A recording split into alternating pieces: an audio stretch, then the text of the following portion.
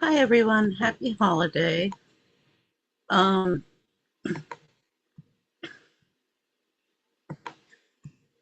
I wanted to address some of the accusations I know are coming out against this let's see. What's his name? Mitch Snow. Now I think this is the sound. I always forget the audio. In fact, I started this and I was like, oh, I didn't do the audio, so I'm having to restart. So anyway, this is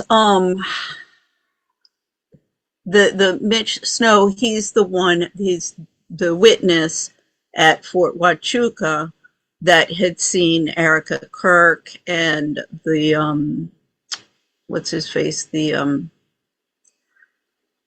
the security guy, Charlie Kirk's security guy. Um so already things are coming out of, oh yeah, this guy is just a grifter out for the money. Oh my god, everybody accuses everybody of that because that's what everybody's doing.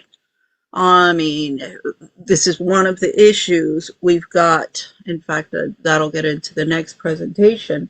I was looking at some graphs. you know, this is all, I keep on one end of this for years and years and years. It's not capitalism versus communism, it's managerialism. And besides, when we talk about capitalism, everybody wants this Mandevillian capitalism where, yeah, prostitutes, drug addicts, drug pushers, soldiers, military industrial complex, that always all produces economies, but they're unsustainable. We need the Mandevillian, more, local, as I say, Adam Smith, cobblers, bakers, shipbuilders,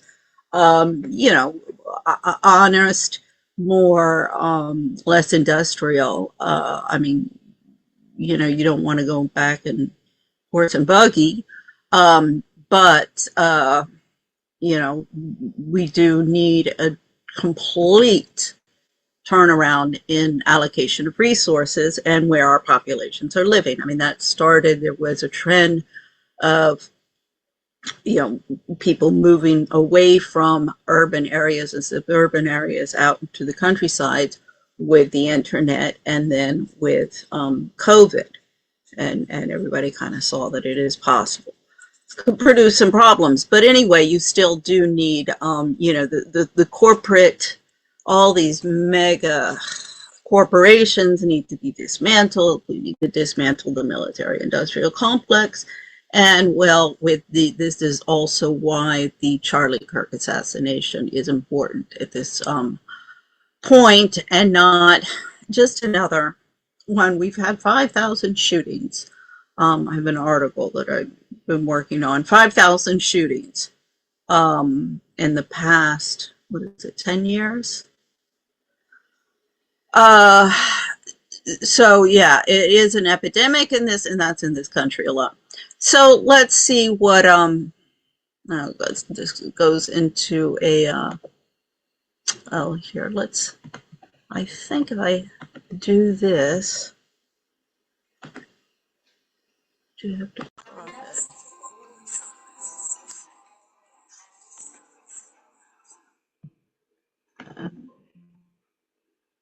Hopefully my audio will work. Come on. What is this? Oh gosh.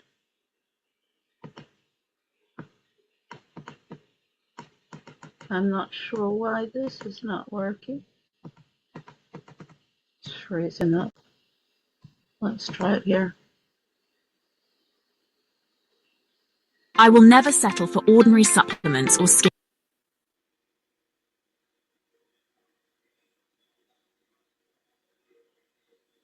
And this is something that I have been wanting to have him get his message out. And one thing I want to say before we get started is that Cataspinda. Oh shoot! Sorry. Sorry about that. Oh. call out to me. I actually found out about him, and I called him. And this is how he got here. So just in case there's any confusion. So again, thank you so much for being a part of this show. We appreciate you and love you so much for getting, for sharing. If you could please like, subscribe, and share, and let's become part of a movement to save the world. We are living in a world where the truth doesn't matter. And I don't really get that. However, we do live in a world, what I like to call Alice in Wonderland. And we're up is down, we're left is right. Yep. And I guess the truth is lies, and lies is truth. And that's how it is in our court system, because they don't follow the truth. Just like Judge Superior Court Norma Rodriguez said, the truth doesn't matter, right? We've all heard it, or at least I've heard it. I was in court when she said it. So anyway, Mitch, how are you doing today? It's been a stressful day. It's been a real stressful day. Yeah, I know. It's been a stressful day for sure. And, I appreciate you making it out here. We couldn't get the stuff to work, but that's okay. We got it working now. So you were on my show for 90 minutes with True Stream and Joe Rosati. They're on their way to Costa Rica right now. So have a good time, Joe. We appreciate you on the last show. And we're here today. I wish I was on my way to Costa Rica. That sounds like fun. I wish I was on my way to Costa Rica. But unfortunately, we have some very more important matters to tend to right now. And so, I want to give you a platform. You have been shut up, shut down, knocked down, beat around. Your bank account has been siphoned. You've been stolen from. You've been kidnapped. Your son has been kidnapped. He's being sexually abused. I am so sickened. And I will tell you this, for the people that have watched his last show, were sickened. They wanted to puke. The people have cried. People turned it off. They could barely even listen to it. This is how shocking this story is. And Mitch needs a voice here. And so I am here today to give him this voice. So why don't you tell us what's been happening since the show when we last spoke? Yeah, I think I didn't make this clear too to anybody listening. Kat's not the first person to reach out to me, try and get me to talk about what's happened. Not the first person to come across the records that have been strewn all over the state about all of this. There's been lots of people trying to get me to speak up and speak out. Kat finally, it was finally time. It's just time. This has been going on 10 years, where the courts have just been doing everything they possibly can to keep me silent, to keep me from presenting evidence. And I feel like an idiot, having served my country and thinking that, me and everybody else I served alongside, we did it because we thought we were honoring the best judicial system, the best system on earth, and that we honor the truth, especially in a court. You'd think that's the whole meaning of honor, is it's about truth, bringing the truth forward.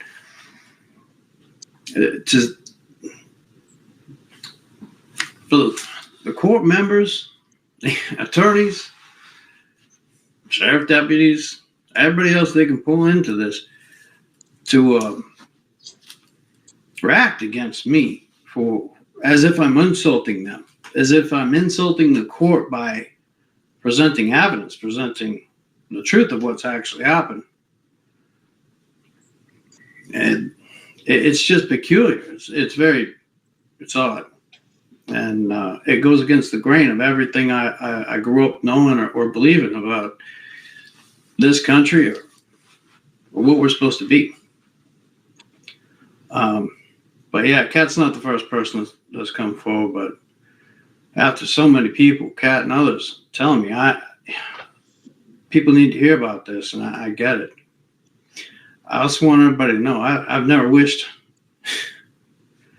any of these people, not my son's mom, not anybody, not even these judges and whatnot. I haven't wished them any harm. I don't know them well enough to want harm against them. We're peaceful people. We don't want harm. We're not trying to. I don't want harm. anybody. Absolutely not. Nope. I agree, 100%. That's not what we are about at all. I'm a good Catholic, good standing, really good standing with my church. And all growing up, I've been taught to, you pray for your enemy. You pray for those that are trying to do you wrong. And I pray for all of them. I hope they find what eventually satisfies their obsession with all of this stuff, all this contention. I pray for their well-being, so I do it all the time. I would like to say, as I say, I have been in this with victims, listening to victim stories for almost 20 years, reading through. I've heard it all. I mean, things horrible, horrible. When I first started, first case I heard, this was when I was still in Spain, mother who drowned her children because the abuse in the home was, and the judge had handed him over to the abuser. I mean, we always have to say the abusive parent, because as we see in this case, it is a man. But I can assure you, I've listened to enough of these cases that I can tell when somebody bullshitting me, because I know all the stories. They're not bullshit. Yeah, I don't want to wish any harm. What I do want, is the truth to be told, my son to be protected finally. I'd like to be able to see and raise my son. I sacrificed going back to work and going back to school so that I could stay home to raise him and be there for him, to be the father for him, be a present father, active with him in a way that my father and so many other fathers I grew up with couldn't be. Or wouldn't be. Mejor dicho. Rather than pursuing a whole bunch of money and power and position stuff, I've already proven myself with the things I've done. I don't need another badge. I don't need another, I don't feel like I need to prove my manhood or anything like that anymore. I've pretty much done it. There's not a whole lot of people that can say they've done the things that I've done. I just wanted to be a father, be left alone to raise my son. And you were the stay-at-home dad. I mean, because you are a disabled veteran. There's not, and I know a lot of people, and in these realms, they may look down on you for being a disabled veteran because you haven't been working, but you served our country. You are rightfully, what you are getting, you are not a deadbeat. That doesn't that's where, these people who they act like if we're not doing, meeting a certain quota or doing a certain thing, they look down upon you. But we are all equal under God. All are created equal under God. They are not above us at all. Yeah, I don't mean, it's a little bit smirkish. But see, this is also one of the reasons why I know they're not bullshitting everybody, because this is exactly the attitude. I mean, I have gone into, I go back into the Magna Carta. I have gone into every nook and cranny on the political issues, but on the legal foundations. I mean, this goes back into John Dickinson. He's into my family tree, which in the Dickinson family, we go all the way back. This gets into a magistrate, and I still have tons and tons of questions.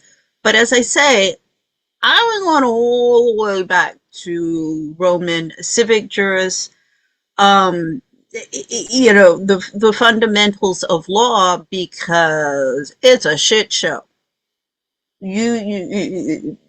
She said it already, or she's going to say it later, or somebody. It's a wonderland of Alice. I mean, when I had never been in a courtroom before in my life, before the whole domestic violence family courts and all of that crap. And I mean, when I was, oh my God, I fell into the rabbit hole. I mean, I was convinced that I was going to collect the evidence. I mean, it was crazy. It was bullshit. It was not just the lawyers. It was the whole system. It was the nonprofits, the domestic violence, the Amnesty International, human rights, all of it from top to bottom. And I was like, okay, I got to collect the evidence. And I mean, I was fearful for my life and fearful for my children. So of course my brain is frazzled. But I was convinced I was going to get to the States and, you know, find some of these women's rights groups and, you know, how horrible. No, they said, welcome to the club. This is exactly what is happening. And we'll see, you know, how this fits into a larger picture of child trafficking. I guess. But yeah, I've had other men sort of look down upon me. It's like, oh, whatever, pal. I get to spend time raising my son. But most of I've had judges. Judge Alex Extra. Worse. He's now a federal magistrate, you know. His opinion of me was that I was non-employed welfare recipient. Dad, because he takes care of his kids. My son's mom. That I was mooching. I was mooching off of her. And that what else did they call me? That I'm a serial womanizer. He's remarried. God, I wish, you know. Like, that sounds so much more exciting than my real life. Yeah, he doesn't exactly look like Brad Pitt. But yeah, what's happened today? No offense. I mean, he broke. Let's see. He broke both of his ankles, back, neck, kneecaps, feet, and dislocated his shoulder. The guy hasn't had a lot of exercise for a long time. So yeah. But what I'm saying is, yeah, this is like some Playboy.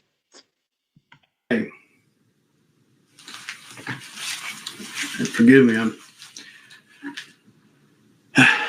still trying to accommodate this shoulder here. Yeah, apparently people got really upset that I, after years of a whole bunch of people telling me to get on a podcast, get on Joe Rogan, go find a way to get the attention of real authorities, come in here and clean this place up. And it needs to be cleaned up. It's horrific. Yeah, I have been on the committee. I always jokingly tell people, I say, oh yes, I've been on the committee of the protective mothers, the mothers of lost children, family court reform, whatever you want to call the, you know, it's a variety of group. I'm not aligned with any of them. I want to work with all of them and everybody would work together. Then we wouldn't be sitting here. But so I've been on the committee of getting this to, you know, the press for over 10 years. But I say it was, you know, one of these, you know, meetings, conferences they put together at one of the law firms here downtown, just behind the Willard Hotel. And, you know, oh, here we're going to have, you know, people get up, give speeches. Connie Valentine was there, of course, she's passed away. And so, you know, it's a revolving door of people who come through these women's groups, give speeches, and okay, we got to get together committees. Well, we're going to do one committee to argue the case. I forget if it was under the law, under the human rights law. I'm like, well, I've already done that. Been there, done that. I'm already argued against Gonzalez, Linehan versus USA, Inter-American Commission on Human Rights, and Gonzalez Carreño versus Spain, the CEDAW case 2014. So I've already prepared all of that. You guys will see it on the internet if you would look and work together. So I'm not going to go to that committee and sit there and twiddle my thumbs. So I'm like, well, after we get that, you know, the legal thing put together, packaged up, and the case is ready to submit to the international courts, and then we bring it back to the national level. I'm like, we need, you know, political support, but we also need, for that, we need the support of the press. And I mean, I got a whole slew. I keep on telling him, like, oh my Lord, I am like Santa Claus. But my list of people is of naughty ones that I want to see in the international criminal courts of what the frick, why are you not exposing this in the press? This is the journalists. I mean, don't even get me started on the lawyers. Oh, God. I keep on saying I agree with Shakespeare. Just take them out and get rid of them all. I mean, it just is, let's listen on. It just is. In Benton County. Horrific. But yeah, I've finally done that. And apparently it's been a big splash. Like, people are paying attention. They're seeing the case. They're seeing the stuff. You can go research the stuff. It's no big secret. The resume that they've tried to give to me, it's now public knowledge, you know? Mm-hmm. Anybody can look up my name and look up that stuff with like $5 or something. And I didn't earn it. It was given to me. And yeah, but now they're all upset because I'm finally, you know, maybe talking and giving my story so that the public knows what goes on in these courts, Mm-hmm. what passes muster, and what these tactics that they use, where, you know, they're using stipulations of processes and when you can talk, when you can't. You know, the other party, anybody wants to say a horrible thing about me, it's open season. They invite them in, they congratulate them. Mm-hmm. But you know, when it comes time for me to even speak up or have a voice for me or my son, these supposed justices who you know, they try to act like they're unbiased and uncorrupt and proper and whatnot. You know, they sit up there. They literally shut me down anytime. Or even my attorneys. Anytime my attorneys try to bring up the truth of what's actually happened and occurred. You know, the me and my son have been victimized repeatedly, and I have, again, you know, I don't wish these people any harm. I just want them to leave me alone. I want the courts to quit soliciting these people to attack me and attack all the people in my life. Mm-hmm. See, this is exactly what's happening with Tyler Robinson and, you know, Candace and anybody who is saying, wait a second, we want due process. We want to make sure that this is the person who did it. And also, who else is involved? We want the other people who are involved to be held to account. I mean, don't tell us that there's not anybody else involved, because it's not possible.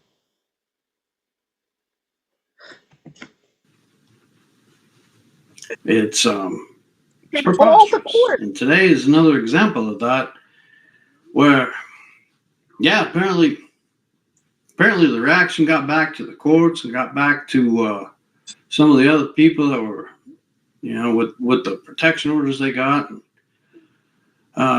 You know, the courts have said, oh, calling these protection orders and whatnot gag orders, oh, that's not proper because we haven't technically, you know, labeled them gag orders. Yeah. But that's exactly what they're enforcing right now. They're saying I can't tell my side of the story to anybody. And that right there breaks the very First Amendment of the Constitution, the ability to have free speech. They've tried to imply that any attempt by me to make a police report, hospital report, tell anyone, report to authorities, get on a podcast and even explain this stupid ass tragedy, somehow I'm breaking the law, and that's some offense. It's preposterous, is what it is. It's absolutely absurd. As I say, it's exactly the same with what they're doing to Candace and anybody who is questioning the narrative, the authorities. You are the problem. You are the problem. I mean, I love it when any of the ladies would tell me, oh, contempt of court. I just respond. I'm like, oh God, I passed contempt so long ago. It's not even funny. I've gone beyond contempt of these people. Oh, it just really, really horrific. Another one of the worst. Mother who had just given birth to her child. She's in the hospital, and a cop who's holding a gun to her head and saying, "Sign your child over." This is not bullshit. This is happening, and we'll see everywhere. So what are they afraid of?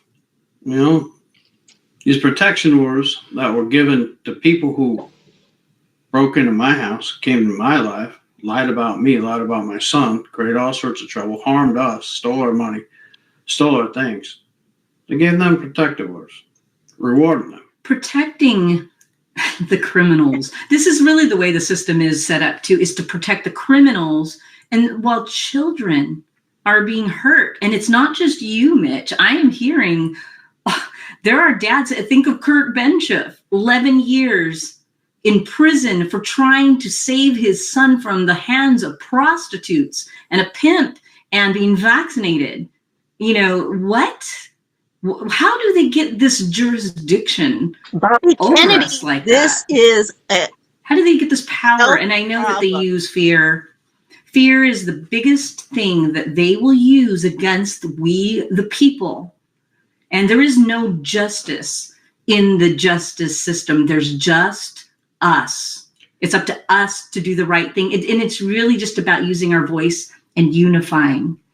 As Yeah, they're really is all. They made it very clear. They're afraid of the voters.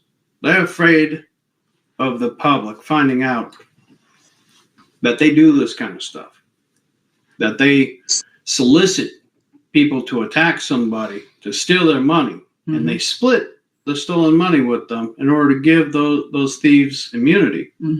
Back end cash deals with judges in the background. They know they're doing it too. And they know. In this case, what makes mine different is, you know, I haven't been stupid enough to violate the orders or go out and do anything like that, because I don't look to do that stuff. I go, like I said, I spend most of my time. You gotta walk around like with little halo. I pray them well. We prayed before we started. We did. A little halo, like you can't say boo. I don't know these judges either. These are oppressive courts. You know, there ain't no threats for me going towards them. If anything, the only thing I've done is I've reported their improprieties. And they really don't like that, reporting them to the... See, somebody said something about that they didn't believe that he had been at Fort Huachuca because he had filmed 18 minutes of, they would send him on a wild goose chase, and he's looking for a building, and he had 18 minutes of it filmed on his phone. I can assure you, when you start playing these goddamn games with these people and get into, you know, going up against the government, let's just say we all laugh and we say, oh, just because you're paranoid doesn't mean they're not out to get you. You know, like, if you don't, you've got to be going around. I mean, that was one of the things that I did good when I got involved in the courts in Spain. And this I learned from my commercial law 101 professor at GW. You ever get in a legal battle, get everything in writing. I mean, nowadays we got, you know, film, you can get it filmed, document everything. Everything that you can possibly document, you document.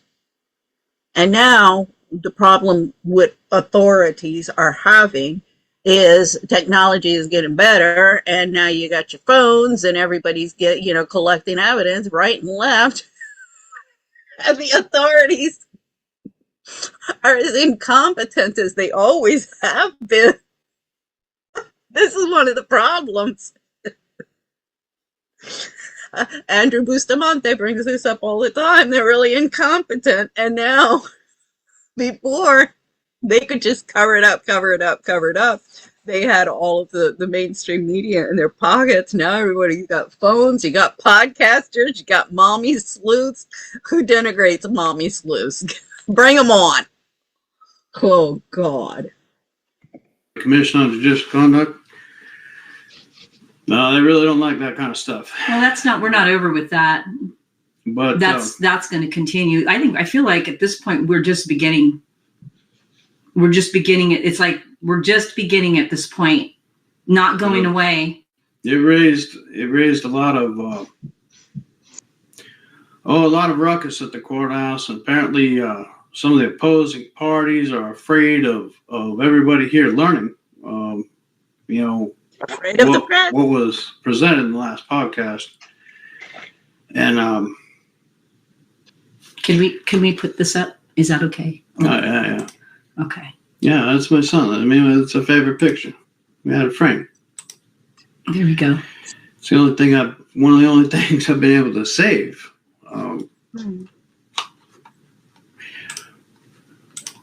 But yeah, they're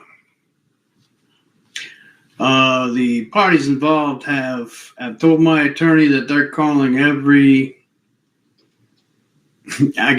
agency, local police, county police, or county sheriff, the federal agents, FBI, NSA, CIA. They're calling Department of Homeland Security. They're screaming for to shut you up, to have me arrested. This is where you're talking for violating orders, because I don't know what they're afraid of. Everybody knows what they're afraid of. I know they're afraid of getting charged, investigated for the fraud that they've committed. Yeah. And the thefts and everything else. Mm-hmm. The courts, on the other hand, sheriff deputies, police officers, anybody that's taking that report, they're afraid of my case getting out there and getting investigated, because it has the fingerprints on it being improper. What they've done is completely unjust. This shouldn't be done to anybody. They're afraid of themselves being discovered, so they're just using these women that they solicited to do these things to me, gave them protective orders, and they're acting like they're protecting them. They're not protecting them. They're protecting themselves. They're trying to protect their own record. The way that they're using kids in. And just recently, disgusting. She's filed for this protective order, keep me from my son, to be extended. She's going to keep doing that every single year, forevermore. They're going to they literally are under mandates in family court to not produce orders that affect custody or anything like that permanent. And literally, this is what they're doing. They're using that order perpetually under threat, because they're afraid I'm going to come forward, or they're afraid I'm going to make complaint before the statute of limitations on the crimes that they've committed and all of this run out. Mm-hmm. Yep, this is and we're coming up on some deadlines with some of that stuff. I mean, they keep perpetuating every time they add stuff to the record, but it depends on whatever federal judge hears this eventually. Whether or not where the statute of limitations ends on it. Yeah. Okay. So I'm gonna end it with him here, because we're going to follow up, and this will again corroborate what he's saying. This is another thing. I'm so sick and tired. Oh, not bringing evidence. I'm like, did you look at the video? No, I don't have time to do that. Well, the women are particularly the worst on that. Well, don't speak on something where you haven't even looked. So this, I'm going to do this real quick, just more for you to see the attitude. Good morning. Hi, Sophie. How are you? The snot-nosed brat. I'm good. How are you? Work up on Capitol Hill. I was looking at, well, let me just tell you. Okay, so this drops off. Basically, I explained to her the ABCs, the issues, because my expertise, if you will, in the problems in family courts is in the international arena. So of course, with the Americans, this gets into the Americans abroad. We have 9 million Americans living abroad. This comes under the purview of the State Department. And then also, if Americans are having problems, anywhere in the world, in any kind of judicial system, then, and the State Department doesn't help them, then we go to the congressional members and, try and get constituency requests to get the federal government agencies to do their job. So this is what I've been doing on this casework, and I'm explaining to her all the legalese. Do you understand what the obligation to protect? I mean, ABC, ABC. So if anybody wants to, find out the ABCs of all of that and the legalese of that, you can listen to this. But I want you to look at this girl. I mean, so are you familiar with the Federation of American Women's Clubs overseas? No. Okay, basically they're called expat wives clubs. What they do is they assist expatriated families who are living abroad. I mean, the American Women's Club, of course, their target are Americans. We've got the FIAF, which is targeting the French. Then you have the IMF Family Association, World Bank, Family Network. So there's lots. The original one is the Federation of American Women's Clubs Overseas. That was started in 1931 with the objective of bringing women together to promote world peace and defending the citizens' rights of Americans living abroad. So that's where you can listen to that, and I go into the entire explanation, and that will give everybody a synopsis of the legal issues there.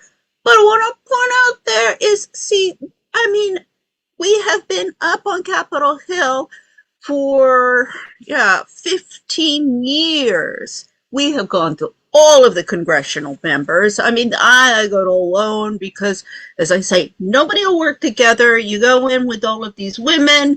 I mean, Connie Valentine was really good at organizing those groups, but then it was like, shh, don't speak.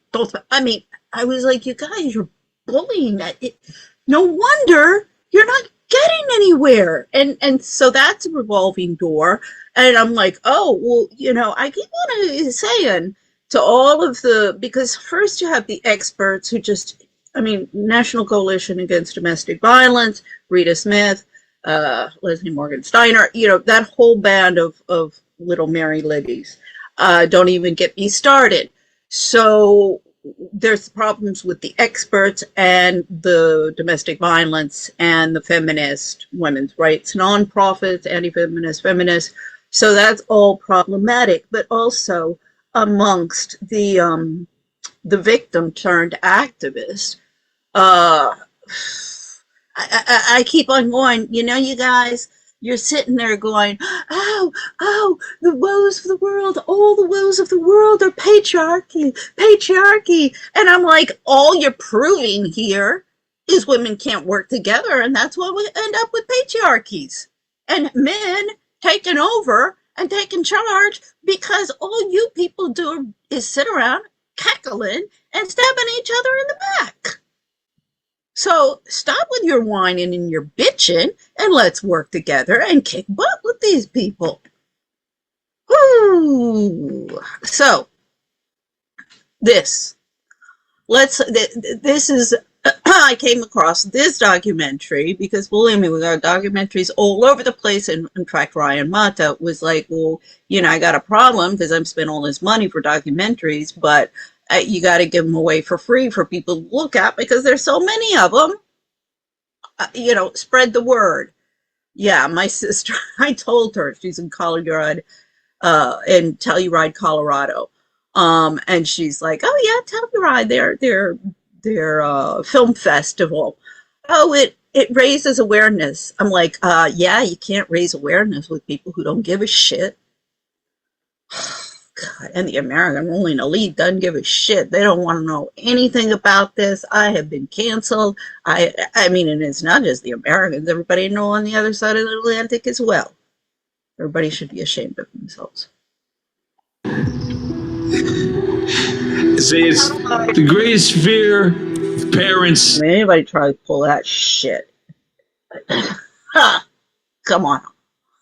To have their child taken from them. How in the world does it happen by force at the point of a gun?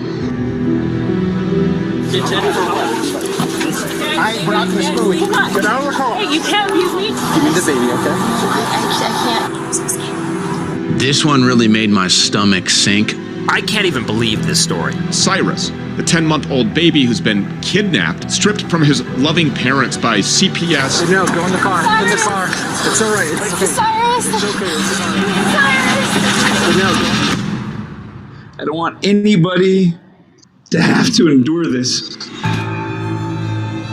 The Baby Cyrus case was the second most viral case in American history regarding CPS. The media is not really covering this because this is, in fact, medical kidnapping. They claim that baby Cyrus was underweight. The kid has lost weight. Take the baby away. Get the baby out with CPS to the foster parents. They were willing to release baby Cyrus to a foster family. I won't let him go.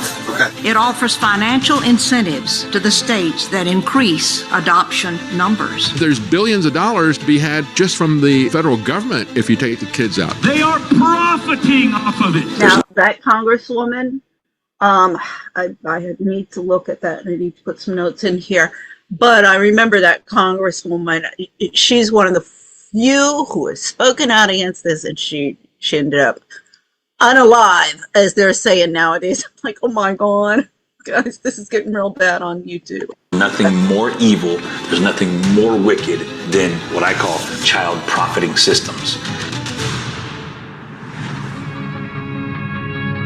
Once a child is legally kidnapped, the child is far more likely to suffer abuse. The most dangerous place to be for a child is in the government custody. He literally has missed out on his childhood because of this. In 10 months, I've never seen my grandson like this ever. They just didn't even properly care for him.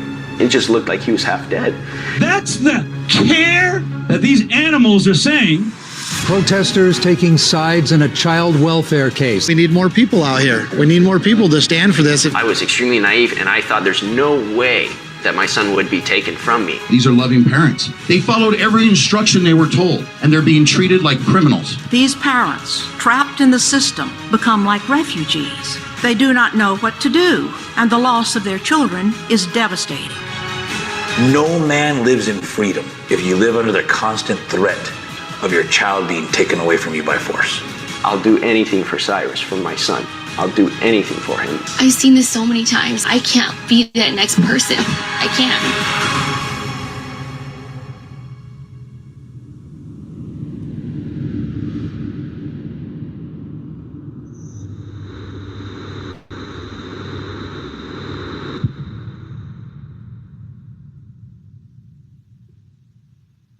These are our kids. These are our neighbors. Not somebody else's kids. They're all our kids. Please, right now. Please let me go home right now. I need to be home with my family. There's no such thing as someone else's child. Please let me go home. Judge Johnson and Governor Patrick, please. The state needs to be the ultimate guarantor of a child's well-being. There's just no alternative to that. And just please do it. Please do it. You can do it. The reason parent-child relationships exist is because the state confers legal parenthood on people through its paternity and maternity laws. It's the state that is empowering parents to do anything with children, to take them home, to have custody, and to make any kind of decisions about that. This is an issue. My baby is days old, and you're taking my baby away from me. You're taking my baby away from me. You have no heart. This is so wrong. You cannot stay in my house, break in my house, and just take out my kid out of my arms. See, come on, hey, look at this. My kids deserve it. Please ask this man to give me my child. Please ask this man to give me my child. Calm down. I am a nursing mother.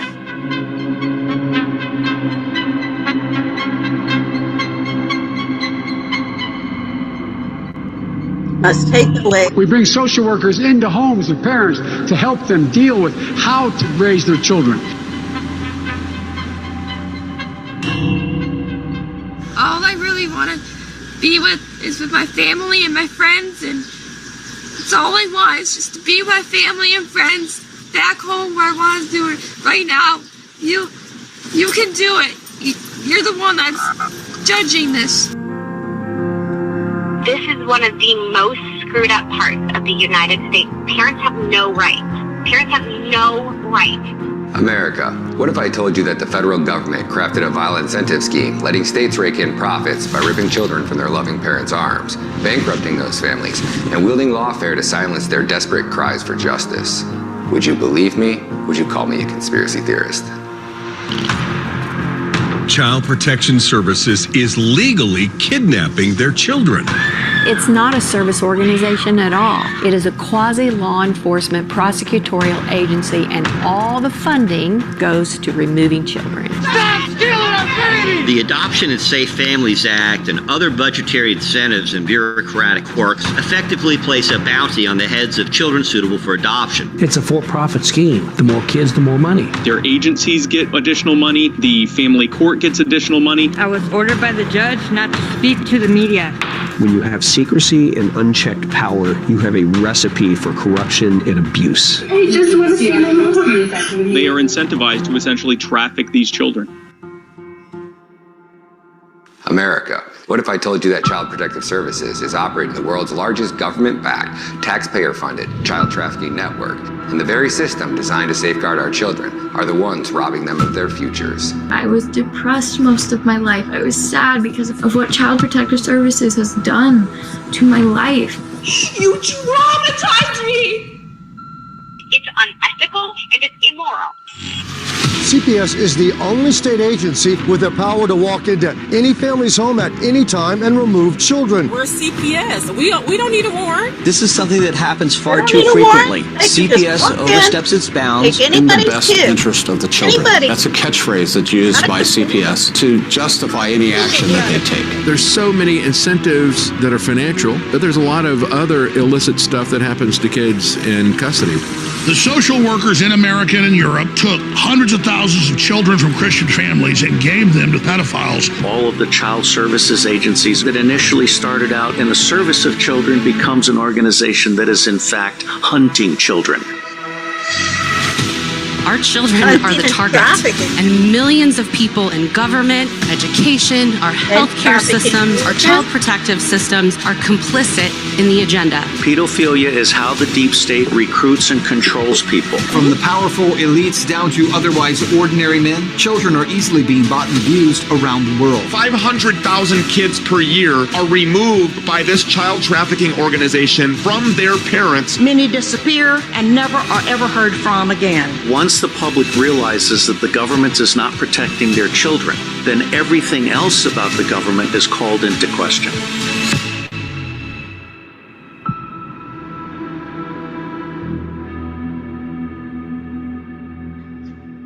Evil can exist only if the good do nothing to stop it. We would know virtually nothing about what's going on at our southern border were it not for independent journalists and grassroots filmmakers. Ryan Mata, he's the investigative journalist behind ThisIsTreason.com. Ryan Mata and his team, his editing team, created what I believe is a unicorn, never to be seen, has never been seen and will never be seen again. But he released it and it's called What is Treason? Trafficked. It is the most powerful piece of filmmaking I have ever seen. By the way, was really well done. If everybody were to watch a documentary, What is Treason? #trafficked, if everybody watched that, all 300 plus million Americans, Trump would win like this. I don't know why it's not the number one issue. Every time I come back from an operation, not doing anything I'm just about like it. incensed when I read the news, like what made the headlines. The headlines every day should be, millions of kids are enslaved and the United States is driving the market with their policies. My work revolves around rescuing sex-trafficked children. The only way to combat this evil is sunlight. We must expose the system that allows these monsters to stay hidden in the shadows. America is the #1 consumer of child porn, and we have more agents working in the PR department at every FBI field office than we do hunting down these predators who are selling child porn on the internet. I wonder why America is the #1 consumer of child rape. It is as sinister as it gets. People buying or selling children for sex. An awful situation now. To really drive this fact home, last year Alex Rosen, one man, was able to expose 248 pedophiles. The entire FBI only arrested 1,408, meaning one man with the right resources could take down more pedophiles than the entire FBI. This is why I need your support. I've dedicated the last 3 years of my life to exposing this evil. Over the past 8 months, I've released 6 full-length Netflix-quality documentaries showing how the United States government is running the world's largest government-sponsored, taxpayer-funded child trafficking syndicate. I cashed out $100,000 of my 401k to undertake this mission, turning me into the most censored filmmaker in America. I am permanently banned on LinkedIn, demonetized on 3 YouTube channels, had 3 Instagram accounts deleted, lost 2 Twitter accounts, and I'm on my 12th TikTok account. The censorship industrial complex has cut off every source of funding that I could use to generate income. I placed my first film behind a paywall. We made over $125,000 in sales, but the film didn't reach the masses. This is one of the things that, you know, in everybody's mindset, I mean, from A to Z and for the past 20 years, I'm unsuccessful and I'm a useless idiot and whatever because I don't have any money. I got my noggin and I got done a lot of research and oh lordy lord, I have names and I have lawsuits that make me trillionaire, richest woman in the world. So, you know, this whole thing of I can't make a difference because I'm not rich, or that if Trump found out about all of this, this would end. No, see, this is what people are not understanding. Trump is Wall Street. Trump is a product of New York, Wall Street, going back to the Gilded Age. He's a nouveau riche. He wants to please the Wall Street. You know, the Astors and the Vanderbilts and the Mellons and the DuPonts and the you know, we see these names coming up all the time. My big beef is the Singer Seigert family, Marianne Seigert from Austria. So, yeah, I mean, this whole thing of give me money, give me money, give me money, and we're going to solve the problems, you're not understanding. We need to stop. I mean, here we keep on. Biggest consumer of drugs, biggest consumer of child porn, biggest consumer of this. I mean, the addictions in this country have got to stop. The rest of the world's following suit, but we are at the lead. Give these films away for free to wake up the masses and save these children. It was God who sent me on this mission. Now I'm asking you for help to continue God's mission. Please visit givesendgo.com/Ryan Meta Films and support this cause. For $100,000, we can continue to operate for an entire year producing 4 more documentaries. For $1 million, my voice would become so loud that I could force this administration to undertake radical reform and bring home over 50% of the kidnapped children in America. We know that there was upwards to over... Be able to solve... No, it's... You know, with all due respect, Ryan Mata, it's more than just a money problem. And as I say, with all due respect, and I understand the financial, I mean, I live in a shithole. The reason that the resolution is so bad on my computer is this is the cheapest I can get where I can still stream online. So yeah, I'm concentrating less on the trappings and more on the substance. For 300,000 children that were lost. During the Biden administration, HHS became a collaborator in child trafficking and for sex and for slavery. As of today, there are currently 300,000 missing migrant children, and roughly 460,000 American children vanish every year. America is the last country that you want your child lost in. There's a lot of people that don't know that this is real. They think that this is too far from them. It's happening next door, behind your house. One of the great mistakes is to judge policies and programs by their intentions rather than their results. We all know a famous road that is paved with good intentions. Yeah. No government ever voluntarily reduces itself in size. So government programs once launched never disappear. Actually, a government bureau is the nearest thing to eternal life we'll ever see on this earth. Breaking news. Governments are corrupt. They lie to their people, steal from their people, and occasionally kill them. The deep state is too deep. The federal government is too powerful. The agencies are too big. Look, I'm talking to members of Congress that are telling me they have no control over most of these agencies. In fact, Some of these agencies have control over the congressman. They hide behind their badges, their acronyms, and their untouchable authority. These three-letter agencies carved into the marble of power, sold to us as protectors of the public good. But peel back the veneer, what do you find? Corruption, betrayal, and a system of weaponized government that is against you, the very people. And a bunch of snot-nosed brat kids who give attitude to us pissed off housewives. Now, if you would get some little civil servants who were afraid of us, who, you know, if I pick up the phone, and I mean, freaking A, I know these people. I used to work for Senator Bennett Johnston. I mean, the Democrats of Louisiana totally lost it. I mean, the bogs have been a problem, and I mean, that's another video, and that gets into the DC swamp. But the bogs are from Louisiana, Johnston's from Louisiana, Landrieu's still here, Daryl Owen from Bennett Johnston's office is here, John Breaux is here. I mean, you know, we've got to drain the swamp. And I'm sick and tired of, you know,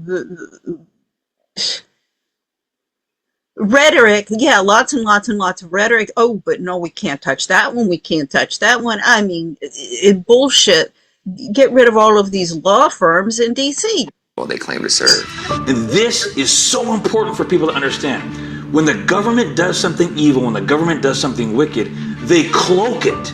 They hide it behind these little anecdotal pieces of evidence that show, look, we're doing something good. Take USAID, the United States Agency for International Development. Billions funneled through its coffers, branded as humanitarian salvation. Food for the starving, schools for the poor, hope for the hopeless. That's the story. Nobody likes Dig a little deeper, and the truth bleeds out. USAID is one of the most disturbing organizations in the entire federal government. It is a system that began under good intentions. However, the system morphed into a giant progressive money laundering operation. Funds siphoned to warlords, aid weaponized to prop up regimes that crush their own people. Reports buried, whistleblowers silenced. It's been the Norm Eisen slush fund to run money to media organizations, to street protesters, to bribe governments in order to control the prosecutors. It's all encompassing. I love street protesters.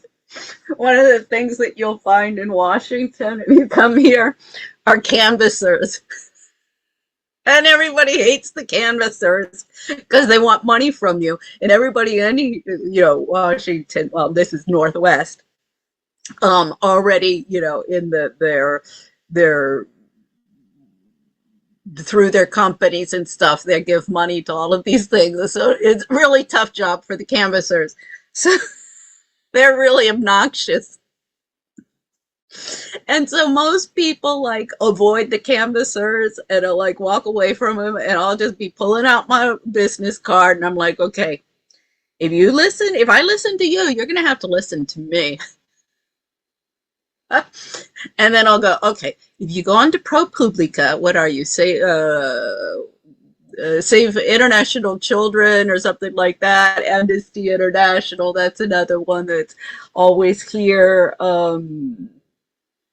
Oh gosh, there's the regular ones, and then you find some others. So anyway, I'm like, I start lecturing the kids on the nonprofit that they're asking money for, and I'm like, you know how much that CEO earns, and you know what they've been doing all of these years, and really what they're actually doing is here. So either they get real pissed off, or they take an interest. But I didn't shut them up. It's so funny because the thing is most people don't want, you know, like they'll see a canvasser and they'll go away because they don't want to engage and they don't want to have to say, oh, no, I can't contribute today. I go out and we're like, oh, I'm not giving you any money and I'll explain to you why. Here's my card. It's everywhere. It's a giant money laundering scheme. We terminated the left-wing money laundering scam known as USAID. How about the money that was going out? USAID isn't just a failure. It's a masterclass in orchestrated deception, a government-backed machine that thrives on chaos while cloaked in virtue. So I think using USAID is a perfect example to use, because what do you have with USAID? Well, we know for a fact that USAID is this gigantic money laundering system and organization. It's designed so that people can take money, funnel it to whatever cause they want to funnel to, back to politicians, to corrupt organizations, corrupt government agencies around the world, NGOs, what have you, giving it back to one another. It's just a giant machine of pure corruption. But does it do some good as well? It does some good. So it's like it's not like 0% good. If it was really 0% good, it'd be much easier to detect. So there's going to be some percent good that they add in there. But it's like, it might be 5% or 10% Well, good, he's but generous. 95% He's not. generous. So if you put something out there that has something that's a little bit good, you can hide a huge mess of wickedness behind it. People don't like nuance. They don't like detail. They want everything to be good or everything to be bad. There's a good guy and a bad guy. Oh, yeah. There's not a good guy who has bad parts to him. That's too complicated. Or a bad guy who has good parts. Oh, that's too complicated. Don't mess with the nuance. I want just the good and the bad, black and the white. Mm-hmm. People don't like the gray, because that's where things get hidden. I mean, there's corruption. They have saved tens of millions of lives. Show me anywhere where USAID has had a positive effect on international aid. It just doesn't. It's just going to corrupt foreign leaders. I mean, even if USAID is going to be slimmed down, it's a fantastic organization, and it's so tragic if we stop that. And Bill Gates has given away. I mean, Bill Gates. If Bill Gates says so, of course it's true. A lot of money. He's saved probably 100 million lives. Distribute anti-HIV money drugs, away. malaria drugs, education for girls. Elon Musk will probably cost 20 million lives from the cuts that he's made on USAID when he was head of Doge. This is the playbook. Build a system too big to question, too sacred to touch. Hide the rot behind noble missions and patriotic seals. And when the cracks start to show, bury them. What my team and I encountered was absolute obstruction and lies coming out of USAID. They did everything possible to stop me from accessing their records to understand where our taxpayer money was going. 12 cents of every dollar was reaching the recipient. That means that in order for us to get, aid to somebody, we had to spend all this other money supporting this foreign aid industrial complex. When they said, oh, well, this is going to help children, or it's going to help some disease eradication, or something like that. And then when we ask for any evidence whatsoever, I say, well, please connect us with this group of children so we can talk to them and understand more about their issue. We get nothing. Because what we find is an enormous amount of fraud and graft. Well, 4 people are pleading guilty, all part of a $500 million bribery scandal involving USAID. The scheme, spanning a decade, involved $550 million in federal contracts through a Small Business Administration program. But here's the problem. Walter Barnes III, the man who founded one of these companies that got the cash, was a known con man. And the government knew he was shady for years, even before they gave him all the money. USAID is a blueprint, a case study in how deeply corruption can run when power goes unchecked. But it's not the end of the story. It's just the beginning. Because there's a machine far darker, far more insidious, and it's operating in plain sight. A system that doesn't just betray a nation, it preys on the most vulnerable among us. Child Protective Services, also known as CPS. And this is how they've sold people what I call the CPS myth. What is the CPS myth? Child Protective Services. I mean, when I started my research into that, I was like, no, that's the most disgusting. Protective Services?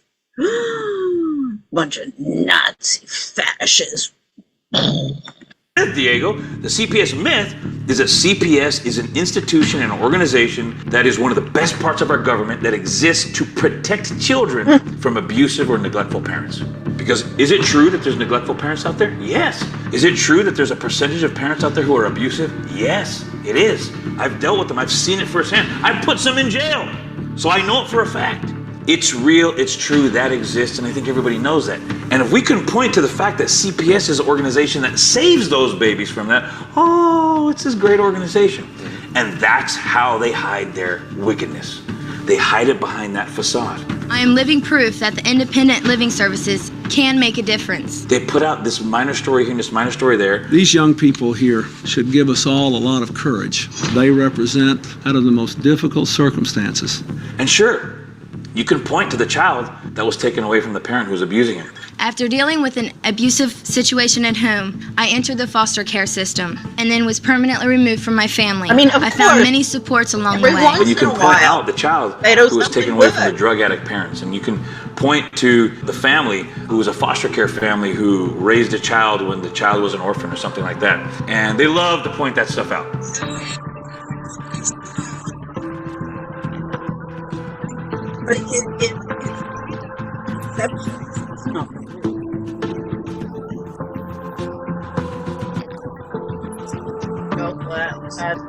They are a shining example of how we grow. These are all real acts. They're undeniable, they're tangible, and they're just enough to keep this little myth alive, dangling scraps of good to distract you from the venom as it courses through their system. Because that protects. For every, one child that they saved, there's 80 or 90 children who were kidnapped and abused and molested and hurt and harmed that were part of literally a government subsidized child trafficking organization. Go ahead and let them go. Please let me go, man. They abuse them in the foster care. They abuse them. We're taking kids from places that aren't that bad, putting them in places that aren't that good, and completely leaving out of the equation the bond between the parents and children. And it's all driven by money. These work so well. Virginia Giuffre. In the Epstein case and her memoirs. I'm talking about the ones that were written in, I think they were like 2014, 15, somewhere around there. What she it exposes in her memoirs is that the Child Protection Services, it's worse, and they're running away from those places. It's horrible in those places. And we know the shelters for abused women, oh my Lord, that's a shit show. Real shit show. A lot of money to reward the states.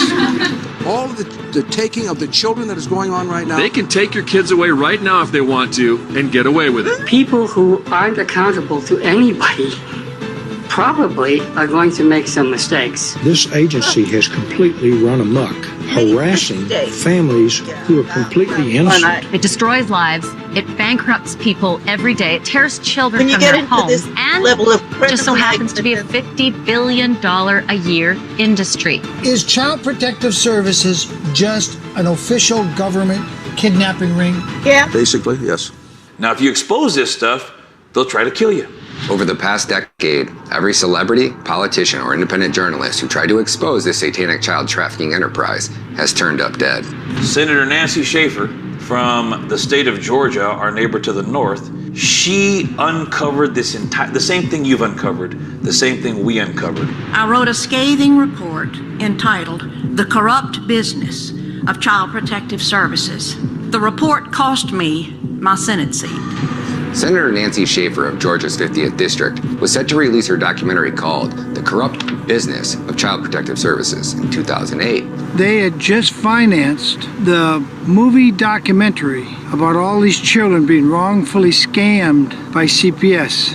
This Georgia state senator was planning to present her discoveries to the International Criminal Court when she and her husband were found shot dead in their home. The bodies of former state senator Nancy Schaefer and her husband Bruce were found today at their Habersham County home. Investigators say both had been shot. Preliminarily, it looks to be a murder-suicide. Based on evidence that doesn't add up that way, that Bruce Schaefer shot his own wife in the back, one shot, then turned the gun on himself like this, which is kind of awkward to do, with an unlicensed gun that wasn't registered to anybody when he had a registered gun in his house available to him.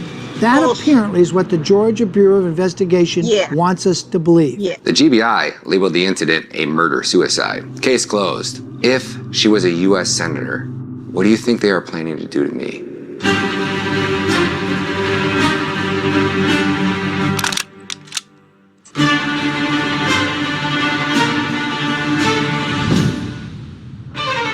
A mysterious twist in the death investigation of a government whistleblower. His death, first believed to be suicide, but now investigators are backtracking. From Seth Rich to Isaiah Cappy to John McAfee, one by one, they took them all out. This is real shit. Some guy got killed. John McAfee had been very vocal about the fact that the U.S. Department of Homeland Security and perhaps other governmental organizations were involved in human trafficking and even the sex trafficking of children. We don't want to get killed by them either. Go kill some Americans. How is it so many people close to them died? What difference at this point does it make? You like to text underage girls, sending pictures of your dangling? That's your reputation. The Anthony Weiner laptop. Weiner's laptop had kill switches in it. 9 police officers that on record saw it Literally had to go throw up. They had to keep leaving the room because they couldn't stand what they were seeing. It's bad. Conspiracy theory, right? The New York police officers all died. We came, we saw, he died.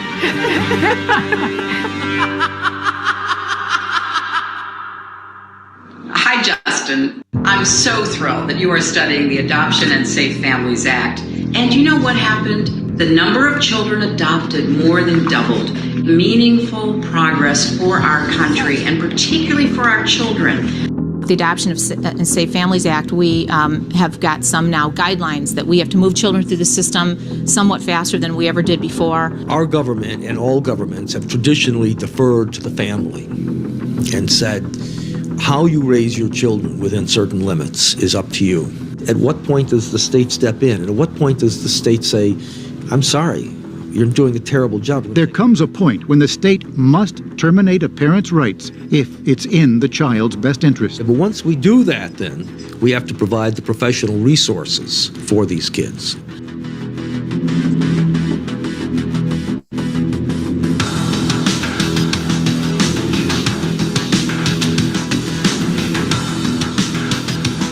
Child Protective Services isn't just broken. It's a government-subsidized trafficking empire, raking in billions while shredding families into pieces, fueled by federal funds like the Adoption and Safe Families Act. It makes caseworkers put their feet to the fire and do their jobs a little faster than they otherwise would have. It makes courts schedule cases we hear cases now every 3 and 6 months for review. Do you really want to court a government institution to tell you how to raise your kids? Caring for children is a business. Business has a bottom line. And why is it that your agency formulates a business plan? From the direction of the board. The board of supervisors. The board of supervisors, all departments, all kind of departments have to develop a business plan. And that's because the county wants the social services agency to be treated like a business, right? Right. They want accountability. Financial accountability. Financial as well as practice, and yes, like a business. CPS operates on a perverse profit motive. The more children they seize, the more cash flows. So how did this all come about? Where does it all come from? Yeah, it all started in 1974. 1974, the United States government passed a law called CAPTA. And CAPTA essentially gave the federal government the power and authority to take children away from their parents. But CAPTA was essentially teethless because there was no funding apparatus for it. There was no mechanism to fund it. So basically they said, we're going to give people the opportunity, we're going to give states the power to take children away when they're being abused. But guess what, states? You're going to have to pay for it. So if the state itself had to pay in order to take a child away from its parents, well, how often do you think they did it? The answer is only in the most egregious cases. Like if there was literally true abuse, then the state says, we got to take that kid away. And the state would have to find a way to pay for it. Well, that all changed in 1997. 1997, your best friend Hillary Clinton championed the ASFA law, the Adoptive Safe Families Act, signed by Bill Clinton. The Adoption and Safe Families Act, it fundamentally alters our nation's approach to foster care and adoption. The national government does have an important role to play in reforming our foster care system. It will provide states with financial incentives to increase the number of children adopted each year. And to move children more quickly into safe and permanent homes. So, Mr. President, as you sign the Adoption and Safe Families Act of 1997, I believe the future of all America's children and their families become a little brighter. Yeah. And this act essentially took the existing law of CAPTA, put more teeth to it, and created a funding mechanism for it. And here was the secret, dirty little trick they pulled on this. They didn't create a new tax. They didn't create any new taxing mechanism where people would have to make a determination, oh, do we really want to pay for this or not? They simply sucked the money right out of Social Security. I'm pleased that this bill also authorizes additional funds that program needs because it is working. Funding is available when a child is placed in a foster home with strangers. $29.9 billion annually goes to the states from the federal government to reward them for taking these kids. These work so well, we actually ran out of money to reward the states. You gotta know it's bankrupting Social Security. So this law, ASFA, requires a recoding or rewriting of the Social Security Act in order to create funding mechanisms out of Social Security to pay for CPS, foster care, and adoption nationwide. So did you say it's taking money out of Social Security? Yeah, absolutely. So the Social Security that's not sustainable already as it is. Exactly right. Our government has been liquidating or looting that treasury. Billions of dollars. So that they could fund an apparatus that is literally kidnapping and trafficking American children. 100% correct. And are they selling these children as well? Are they profiting off from giving these children to a home? Yes. Jeez. But they call it adoption. So you can't steal my child and then adopt it. Yes, they can. Under Title 4D of the Social Security Act, the federal government is essentially paying state CPS agencies every time they accuse someone of abuse. Yes. And so, if you subsidize apples, you get more apples. You subsidize corn, you get more corn. They're subsidizing abuse allegations, even if they don't have to be proven true or false or anything. It's just all they have to do is make the accusation and they get more money. Because that's how it's set up.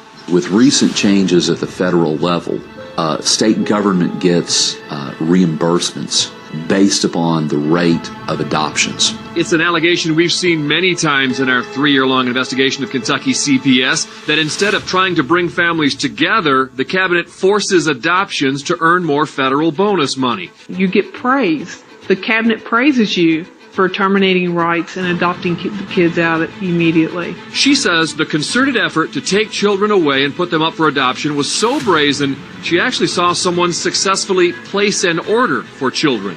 This is alleging kidnapping within the system. What else do you call it? If there is someone who is connected to the system and they see a child that they want, they are going to get the child. The Williams are among 4 Florida families now suing the governor and leaders of Florida's Department of Children and Families and other state foster care organizations, accusing the organizations of fabricating evidence, hiding and withholding key information, and ignoring state and federal family laws so they could snatch children from their biological families and then adopt them out to system-connected strangers. It's happening all over Florida. So this is much bigger than these 4 families. It's much bigger. The system is a lie. That's just what it is. The separation of families and the snatching of children is growing as the business grows because state and local governments have grown accustomed to having these taxpayer dollars to balance their ever-growing budgets. And by the way, this is not a red state, blue state problem. It really doesn't matter whether Democrats or Republicans are in charge. This is not about red or blue. It's entirely about getting federal green. That's literally all it is getting that subsidized money. This has a provision in here that says if the states want this money, then you guys have to pass in your own legislatures your own Child Protection Act, and you can name it whatever you want to name it, but it has to have certain provisions and meet a certain standard, and as long as you meet those certain standards, we're going to give you the money. Well, all 50 states have passed it. So the only way that the state, your agency, gets money from the federal government is if it removes that child from the home, correct? I don't know if that's the only way, but I know that's one way. Under Title 4E, what do you train your workers about how the state gets its money in relation to the work they do for your agency? What do you teach them? For the Title 4E funding, that's Yes. correct, but I don't know about the other grants and all of that stuff. Okay, the only thing we're talking about right now is the exhibit that's in front of you, Title 4E funding. In order to qualify for Title 4E funding, you train your workers that they must remove that child from the home. That's the first step, right? Yes. Then the second step you train your workers is that they must obtain from the court an order that says continuation in the home is contrary to the best interest of the child, correct? Correct. And you teach them this. If they don't follow those 2 steps, your agency does not get the money under Title 4E, correct? Correct. And that the failure to follow those 2 steps could cost the state millions of dollars, correct? Yes. In order to help understand this, everybody remembers recently when the COVID money was flowing freely. You remember the COVID money? Sure do. What did all 50 states have to do in order to get the COVID money? They had to comply, and they all had to pass their own COVID statutes. Yeah, that's part of it. And this is the way the federal government controls the states. Because we still are a constitutional republic, and the 50 states all are sovereign individual governments. The federal government just can't come and ramrod one of the 50 states. But if the 50 states say, well, we want money the federal government's going to give us, so we're going to comply with whatever they say, And we can't just comply by saying, we'll obey you. We have to create our own laws within our own legislature. And we did that with COVID, and we did it in 1997. All 50 states have their own Child Protection Act. That Child Protection Act in all 50 states gives every state cover because those laws in the 50 states protect the police departments, they protect the court systems to break and violate every single freaking right you and I have from the Constitution in the name of that law that they passed. We are in the state of Michigan. Do you understand what we do? Yes, I do. We can't remove children. Case workers and social workers are often guilty of fraud. They withhold and destroy evidence, and they seek wrongly to terminate parental rights while being protected by state immunity. Is it wrong? Yes. Is it immoral? Yes. Is it evil? Is it corrupt? Yes, yes, yes, yes. But he's not going to jail because they created a system to protect themselves so there's no consequences. So of course they're going to do it. The caseworker and supervisor who lied in order to remove the Bright's children still work for CPS in the same positions. Issues no apology, says no remorse, and does not at all address their conduct or what they did to the Bright family. The evidence on court records of perjury, of documents being changed just before they went into court, all of that came out in the trial. That's all evidence. Any other civilian goes to jail for those things. There is a huge bureaucracy made up of judges, court-appointed attorneys, guardian ad litems, social workers, state employees, court investigators, therapists, psychologists, psychiatrists, foster parents, adoptive parents, and on, who are looking to the children in state care for their job security. So if there's $1 billion sitting in this pot over here, and this police agency can't pay its bills unless it sucks enough money out of that pot, but it can't suck enough money out of that pot unless it takes enough children that year, so they can say, in order for us to do our duty that we did all year, we had to support families and family unity and family, and they're having it under all these pretty names. Of course, save the children. Save the children, and all they're doing is kidnapping children. So as long as they can check it off, we kidnapped 200 kids this year. Okay, cool. Here's $100 million for your police agency or whatever it is. I don't think anyone was like, wow, this will lead to nationwide child trafficking. I think that whoever introduced it thought that this was a good way to fund things when they first introduced it in the 70s. But what it has happened over the last few decades is you see states that are putting quotas on their caseworkers saying you have to find this many abuse accusations that you can credibly make. It's literally hitting a quota. And it's so decompartmentalized that the cops are just going, oh, I'm just going and rescuing a child and taking it from its mother. I'm not the trafficker. I'm not the one who's selling the child or putting it in. You get what I'm saying? They all say that. What did they say in the Nuremberg trials? I'm just doing my job. Yep. Just obeying orders. Just doing my job. The cops always use that same excuse. You're not a good faith actor. You're here to cause damage with police. Under color of law, you're here to cause trouble for me. Here's the deal. If we get involved, what's going to happen is we're going to call the SWAT team out, okay? And they're going to come and get the kids. Look, this is harassment by the government. This is a police state. Come and take my children away. You come to take my kids, my daughters away from me. You're an evil human being, taking a 1-month-old breastfeeding baby away from its mother. You're working as gangsters for the government right now. Guns and badges to enforce the will that is a legal will. Without any evidence, without any proof. Take my daughter. The cops know what is going on. Why are you doing this? They're financially incentivized to do it. That's just at the police agency. Take a look at doctors and hospitals. And what do you think the doctors do? Once the doctors get them, well, anybody who knows anything about doctors and popular allopathic medicine today, you know, they don't care about you or your health. There's one question they ask: what does your insurance cover? Right? And whatever your insurance covers, wow, isn't it a miracle? That's everything we're going to do. So then none of that shocks people. But here's the point. And the legal that's private insurance. Complicit. Private insurance all has a limit to what they'll cover. Guess who basically has no limit to what they'll cover in the name of saving the kids? Medicare and Medicaid. Yep. Every single child in the hands of a hospital or a doctor who is there by way of CPS has an unlimited carte blanche checkbook with Medicare and Medicaid.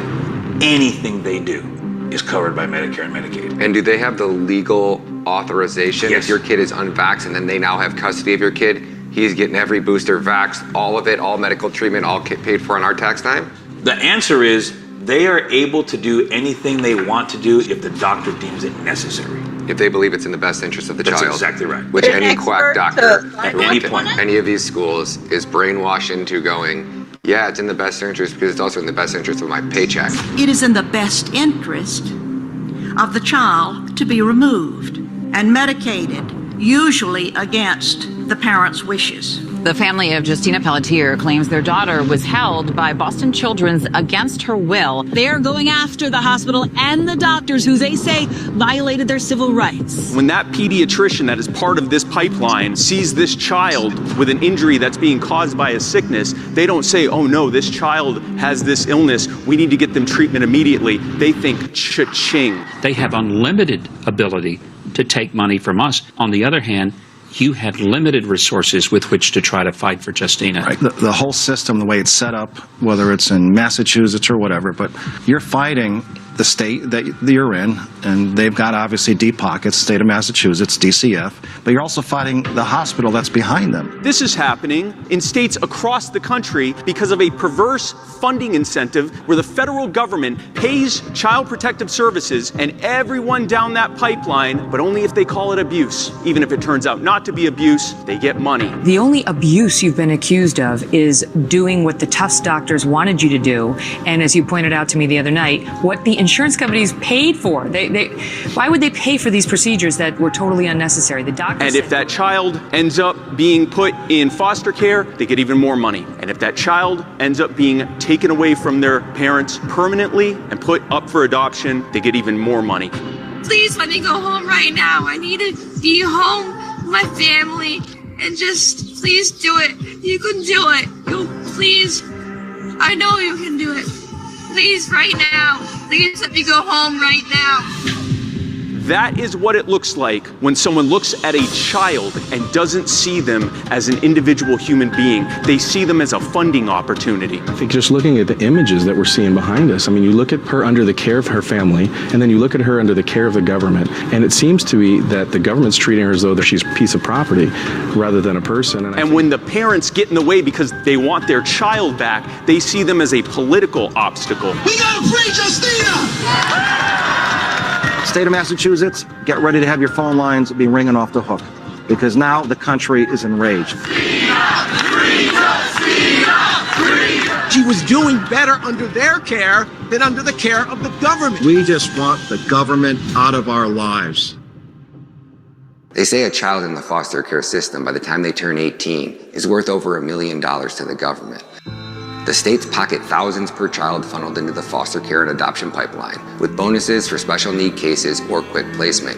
Caseworkers, overwhelmed or complicit, fabricate claims to hit their quotas. While courts are stacked with insiders, they all rubber stamp those removals. Does the court sometimes just rubber stamp these cases?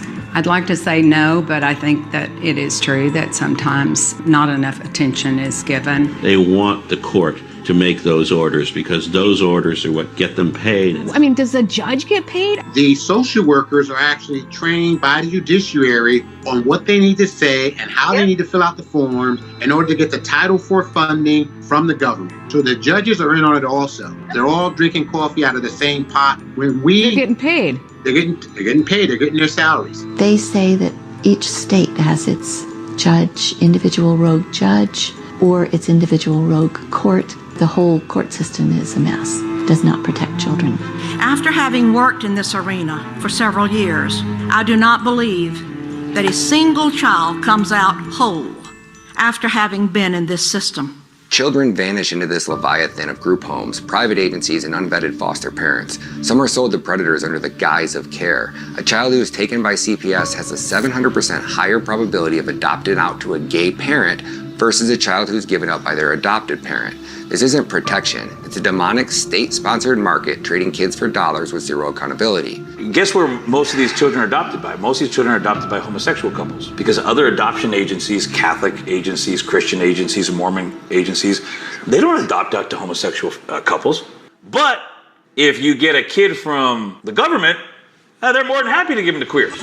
Oh my gosh, you're so tall. I'm gonna sit on my shoulder. Wow. No. Come on, let's go look in here. A gay guy couple are just as equipped to raise a child as heterosexual parents. That's what you're saying. Absolutely. Yeah, without a doubt. Because no love, difference. Stability, commitment, kindness, caring, values, morals, discipline, guidance, that's what really makes good parents.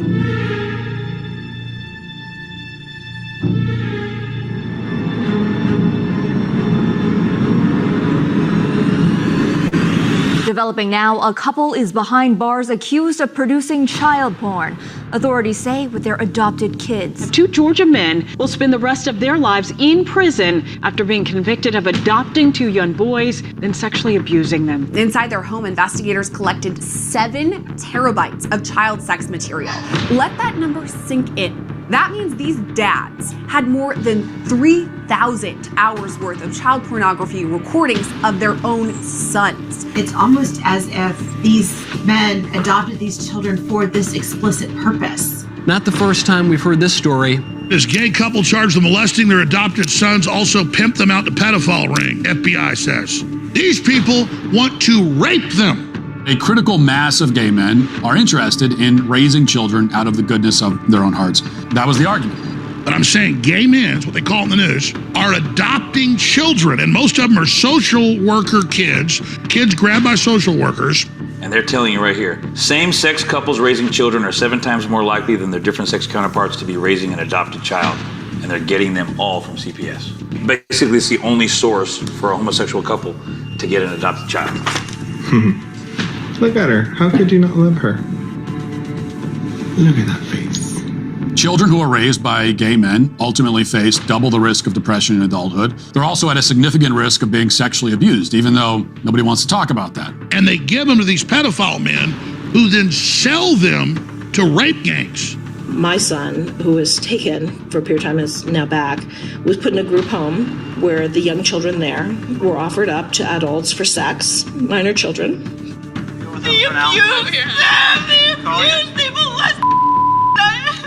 And this is what happens in group homes. They're trafficked to pedophiles. And this is the practice, because selling a child over and over again is just such a lucrative business. Andrea Wood is the president of the activist group California Family Advocacy. The counties need the money. I have records of the Contra-Costa County saying that they're broke, they're in financial stress, they need money, and they need to take these children away. So they're actually trying to make false allegations against parents. They're trying to force children under what's called suborned perjury to lie against their parents. It's a criminal racket. It really is. But the big racket is putting children in foster cares, group homes, and adopting children out. This is not right. You guys are doing something illegal. The machine thrives because it's untouchable. Whistleblowers are fired, parents are silenced, and records are sealed. CPS hides behind its rescue stories, but the truth is brutal, and they're not saving kids. They are harvesting them.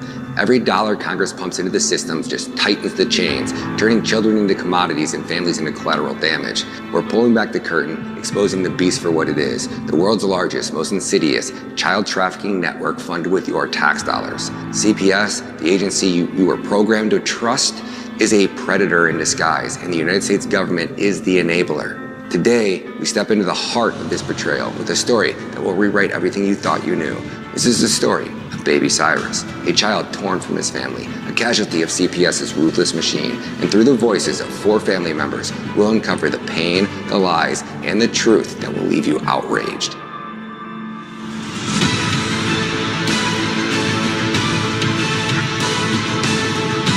Yeah, okay. So this goes on for 2 hours already.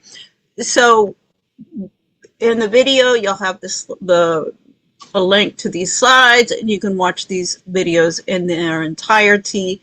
Here is an interview with Patriotic Housewife interviewing Ryan Matta, the guy I do highly recommend, but I'm not going to make this 6 hours long. So moving on, so this definitely substantiates, this is not, this poor guy, Mitch Snow, he's been involved in domestic violence or something like that. check. I saw Jesse on Fire, particularly. He was going on that. I was like, wait a second. Before you all start bashing this guy, and you know, saying, oh, you know, he's lying about seeing anybody at or being at Fort. What is it? Fort. What is it called? Fort Huachuca. You know, check it out.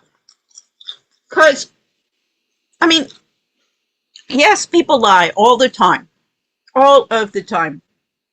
And that's why it's really important to look at evidence, but also, you know, and I mean, I've lived amongst my mom, pathological liar, my ex-husband, pathological liar, most people in my family, pathological liars, most people I know, a lot, pathological liars. And I mean, I hate it. And it's also what is nerve-wracking is pathological liars, they lie when they don't even have to.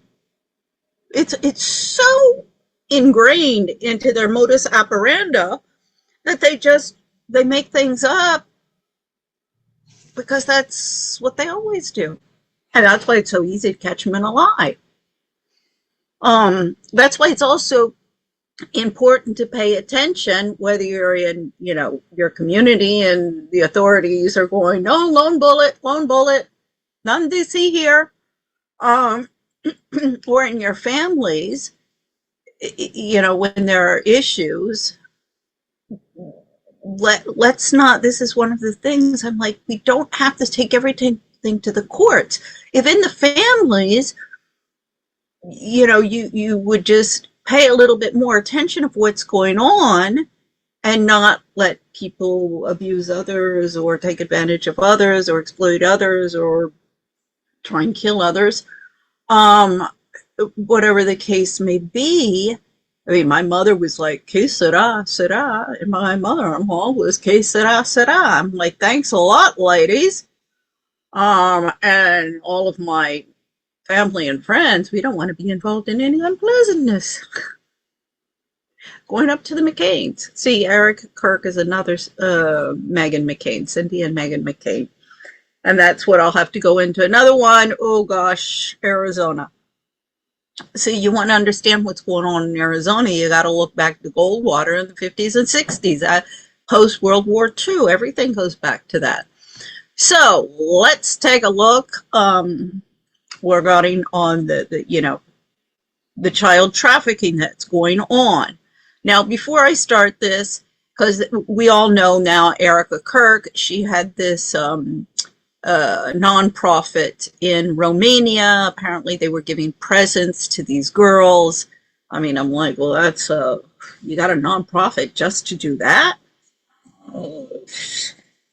I mean, that you got to do more than that. Just pass out a bunch of presents once or twice a year. I've been involved in a lot of this stuff particularly when I was in Colombia. So, you know, I won't get started on that. So that's already, okay, what's going on with this nonprofit?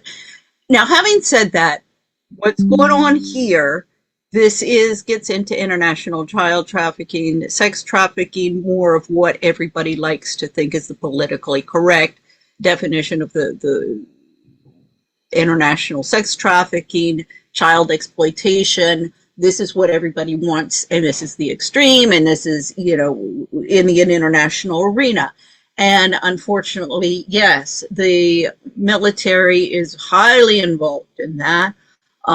Intelligence agencies are highly involved in that as well, either as principals or as accessories.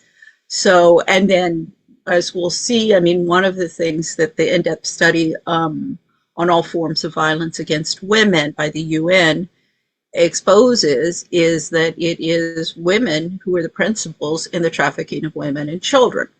So we'll see that again. You know, a lot of times it's the families. The bulk of trafficking is done from the families. So anyway, let's go into this one. When prediction markets become sportsbooks, they put consumers and the integrity of sports at risk. Prediction markets are undermining state authority and targeting teenagers with no safeguards. It's time for the CFTC to do its job and stay out of sports betting. Big media and big government are censoring the truth. President Trump defeated the fake news monopoly through local news and voices. And the Nexstar Tegna deal helps to finish the fight by creating more local news. Keep news local for a greater America. Hello and welcome back to Trigger Smart. Now this one is going to be maybe a trigger for some people. So if you cannot handle talking about human exploitation, then this would be your time to leave. This is going to talk about some of the alleged ties to Erica Kirk, some strangeness around TPUSA, and then basically proven child exploitation and human exploitation in Ukraine since the war started. Now, of course, I have to preface this by saying that these are just allegations. This is just content that's out on social media. There's no proof in some of the cases of some of the things that are going on. So always do research for yourself, and let's get into it. So we start off with this video here. This is a gentleman that was on Redacted, and he has a claim that is very interesting. Now you have evidence that these people had character questions long before the assassination, and we should not forget that and allow them to just have this protection of discipleship. Can you tell us what you found about the allegations about Boyer long before the shooting? Sure. So basically, there is on my website, there's a lot of other documented cases of allegations of sexual assault going back years, and it always kind of gets covered up. This is one from 2024. You can see the date is December 2024. So this is an alleged sexual assault. I'm going to just summarize a little bit what's in this police report. But this is a very young girl, very young. Yeah, as typically happens with Turning Point, they recruit all these really young, very attractive girls usually. And then Martinez is actually a current board member on the Arizona Young Republicans, so he's involved in the Republican scene. And you may have remembered the scandal that Young Republicans had. That there's Turning Point connections there as well. But let's skip that for a second. So the victim alleges that she was a junior employee working with Martinez, who was a senior employee, and Tyler Boyer, and Martinez acted as her, quote, project leader. But from the police report, Martinez is with this victim, and they're in a car together alone, and she has a dress on, and he places his hand on the inside of... Okay, now we won't let it go all the way to the details for obvious reasons, but there have been... So first of all, every company, especially the larger you get, the more contractors and things you bring in, you're going to have harassment. It's just going to happen. People are going to date and then break up. People are going to harass other people. There may be some inappropriate interactions and things like that. That is going to happen. That's why you have HR. Part of the issue is they're alleging that... When I heard this, I was rolling over laughing. There's always going to be sexual harassment. There's always going to be harassment. That's why we have HR. The feminists have infiltrated HR, the HR industry and ideologies, and they are the motor. They cover it up. They are just as bad as the family courts. HR people are useless. They're creating havoc in workplaces. It really is a gaslighting bullshit thing from the feminists and the corporate people to produce more jobs and superfluous jobs. All of the functions of HR apart, you used to just have the pay, and that was really what HR would do. We got to go back to that. And, it was more word of mouth of people who worked in the company and worked in the community who would recommend people instead of going through, and it was a much more efficient. It might, then that, opens the door for favoritism and stuff. Well, actually, it was a much more efficient. If you have a society where you have ethical people who aren't looking well. Let me see if, she'll sleep with me if I get her a job or him a job. You have an ethical community. Well, then no, actually, you don't need all of that bullshit. I mean, I always tell the guys, and everybody laughs at this one because they know it's true. I say, you know what? If you ever see your HR people coming at you with a notebook, a work plan, and a new acronym that they come up with, ooh, run the other way as fast as you can. Those people are crazy and they need to be drained. And I mean, it's ludicrous that companies and corporations, if they are so much about making money and profit, and the bottom line and profit, well, then they'd be interested in my work on that, because that is, if they would stop with all of that crap, then they could pay their workers a fair wage. Everybody be happy. You wouldn't need all of these low-wage immigrants. You could get rid of this open border, problems, because basically the Republicans just want cheap labor that they can exploit, and the Democrats just want somebody who won't ask any questions and vote for them. And it's a shit show. No wonder it's like, well, we're going to take away everybody's right to vote. Well, first off, so what? Look who you're giving us to vote for. And also, I keep on, and this is for Ian Carroll, his app. You really, really want a democracy and the power of the people? It's where you spend your money. Stop buying all the corporate crap. Everybody, assume this is also consumers and citizens grow a pair. Tyler Boyer was essentially functioning as HR. So instead of this case and apparently some others going directly to HR so they can handle it the correct legal way, they're being cycled through higher ups. And that can create problems. The correct legal way. My 150-page report to the IMF, they ousted me for the second time, 2015. We're talking 10 years. And statute of limitation, it keeps on going. Everybody thinks they're going to pull out that one, but no. So, let's get them into court. Expose them. You may run into situations where something happens and just kind of brushed to the side by the higher ups. Whereas HR may have actually done the correct legal thing and pressed charges or whatever they need to do legally. So very interesting. So for YouTube reasons, I'm not going to use certain terminology that's in here.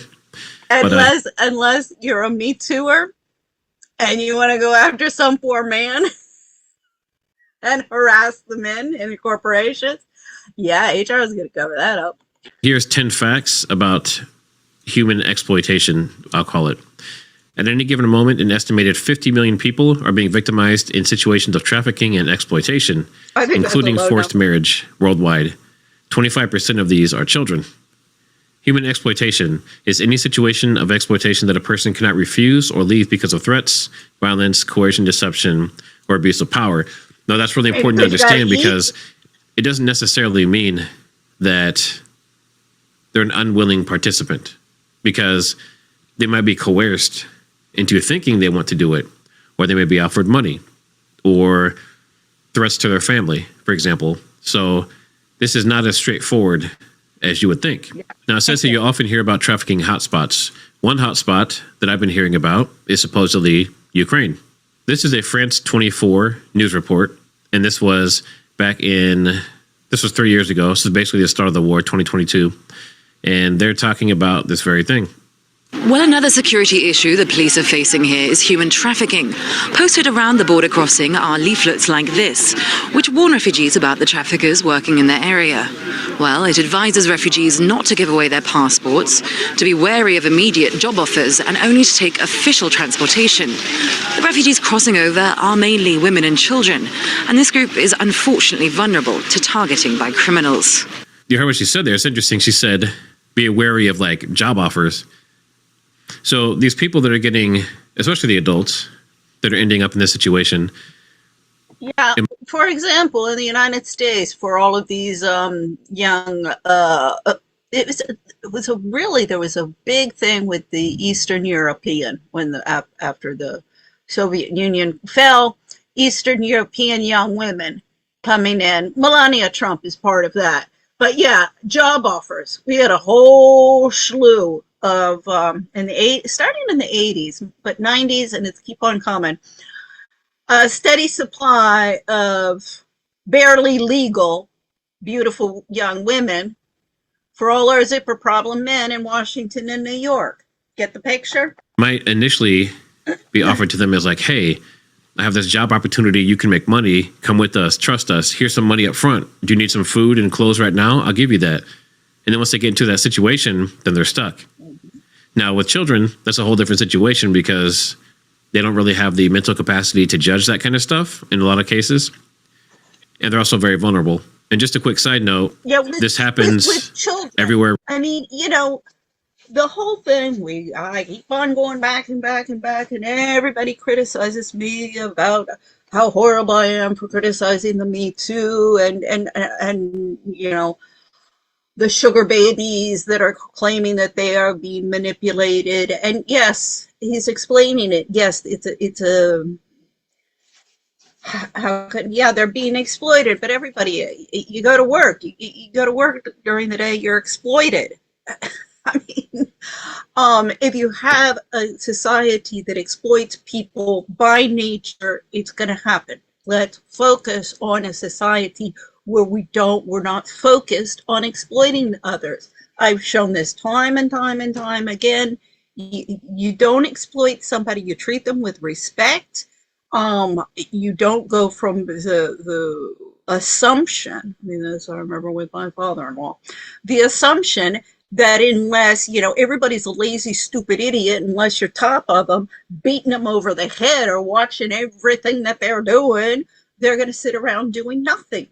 Well, no, that's because you're producing a paradigm. Oh, come on to where I work downtown. I'll give you all sorts of examples of that. You're letting them get away with it, so they do. Or you're also, young children, they want to help. They want to help. And it's challenging. 3-year-olds and 4-year-olds who want to help, it takes time and it takes patience, but it's very important. That's why it's important. Somebody at home where you're not rushing around. We got time.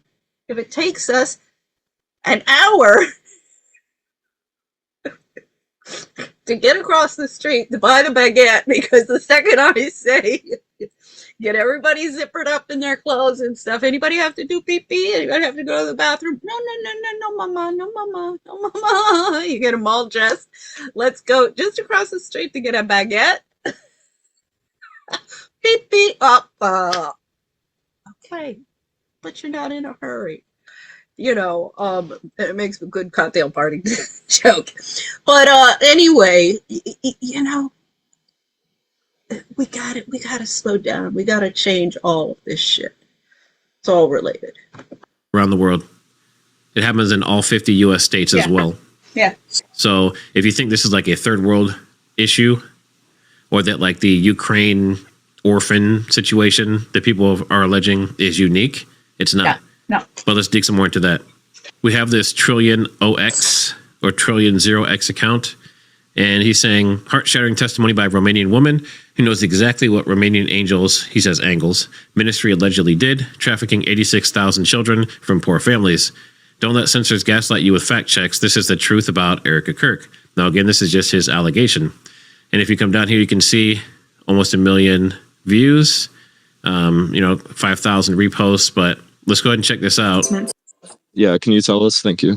Yes, I can tell you. First of all, I want to say that Erica was also a victim because she was pushed in the pageant without very, very young, and she just win right away.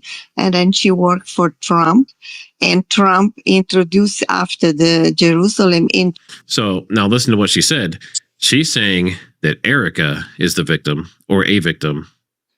And if you think about it, if you're 16, 17 years old, you're going into these super high pressure, high level pageants, and then you're with Trump, which I'm not alleging anything about Trump.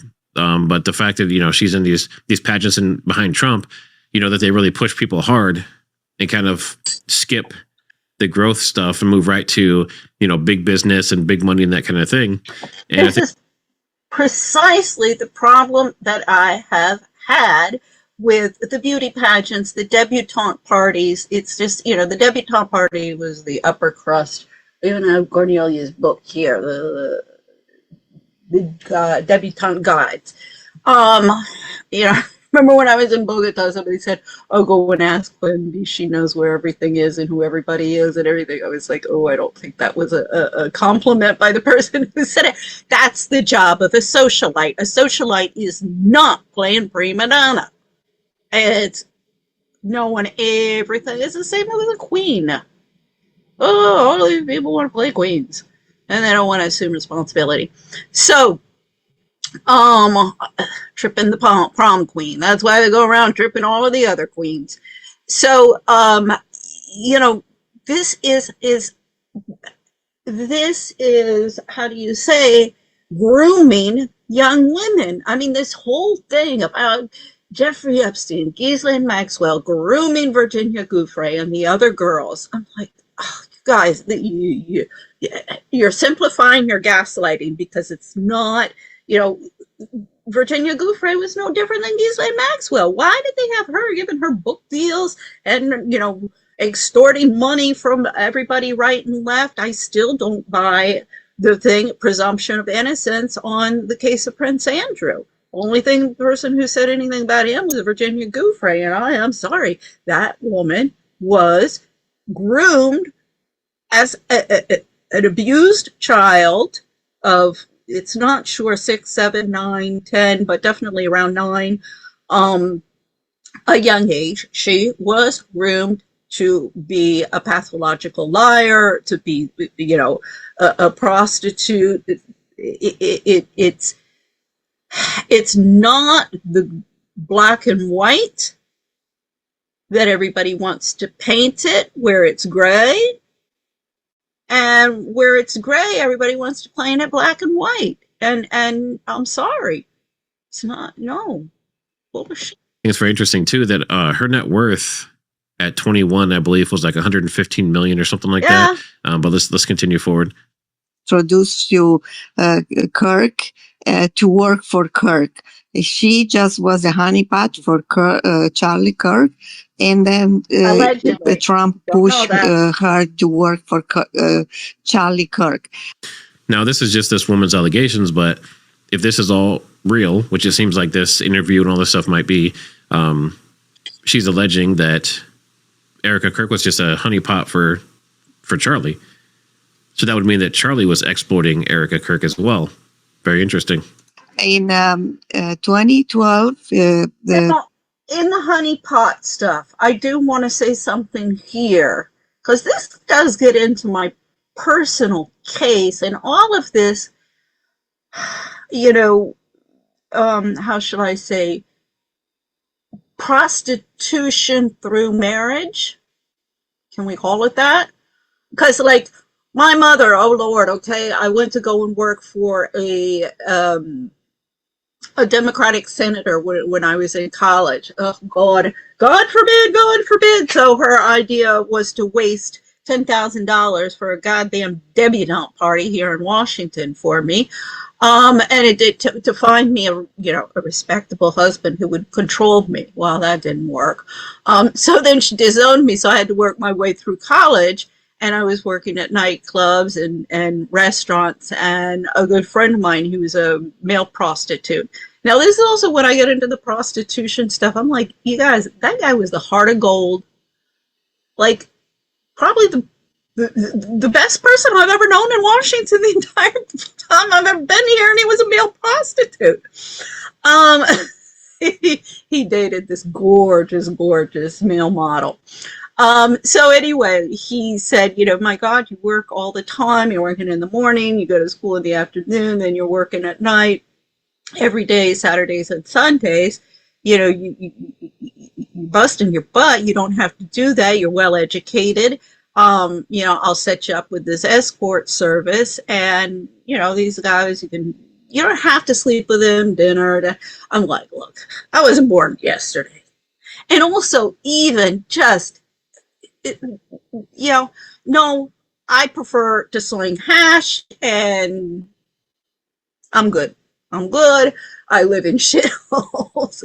Same can of worms now. That was also, the thing is, look at Meghan McCain with The View. I've been shut up by the Arizona Republicans since I've been back. My mama had her hand in that with Mike Helen. And Meghan McCain has had this stellar career, and Cindy McCain is with another human rights, fraudulent human rights nonprofit after her husband died. No. And I can barely keep a roof over my head because I'm not willing to drink or pass out Kool-Aid that the McCains are. So, this whole honeypot. So this also gets me. All of these expat wives clubs, all of the trailing spouses, I mean, come on. If I had a penny, well, let's put it to $1 these days. Pennies are no longer in circulation.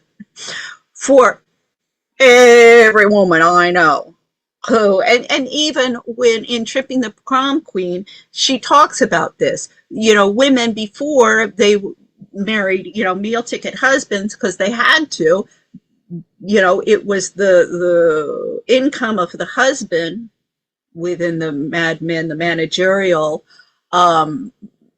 white collar world. It's the income of the husband that determines her social status. So, of course, she wants a good income for him. But now she's moved into the workplace and she's got her own income. She's a goddamn backstabbing bitch. Tripping the Prom Queen. She talks about that. Erica was 23 years old, and she is already 500 million on her value. So she's saying at 23 years old, she was 500 million was her net worth. Now you have to remember too that her parents were also defense contractors. At least that's what I've seen reported. So I mean, they could have already had a ton of money already. So she could have already been well off before she even started all these other organizations. When prediction markets become sportsbooks, they put consumers and the integrity of sports at risk. Prediction markets are undermining state authority and targeting teenagers with no safeguards. It's time for the CFTC to do its job and stay out of sports betting.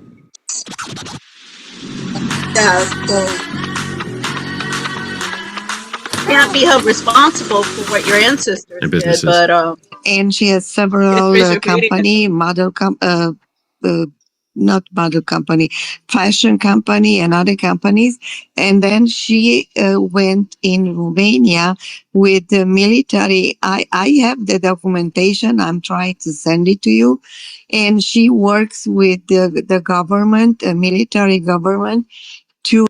Okay, so she's talking about Erica working with the government. And I remember I've heard several reports that Erica Kirk was maybe like a CIA or FBI or U.S. government asset in different ways, or that she was working with them in some capacity.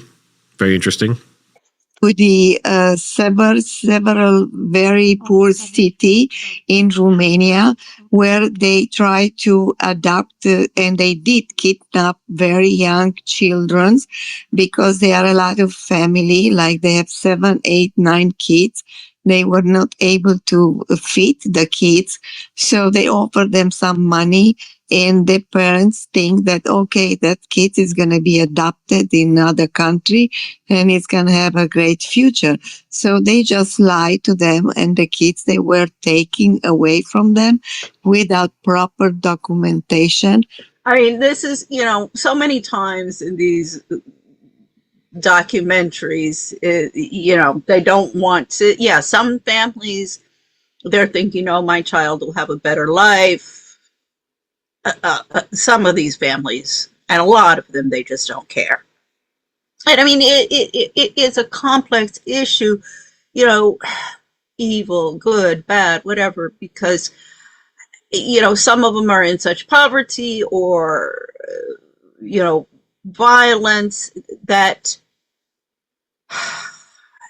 your how shall I say it, your values, so when you're in survival, and it's everybody for themselves. That's why I can't stand that when people are living with flow of milk and honey, and they're still living like they're a bunch of apes trying to survive in the mud. So this whole thing of just because you live in a mansion and you eat fine dining and all of that stuff, that does not lift us from our animal state. And that's what we get to the how shall I say, the root of this. That's what it's about.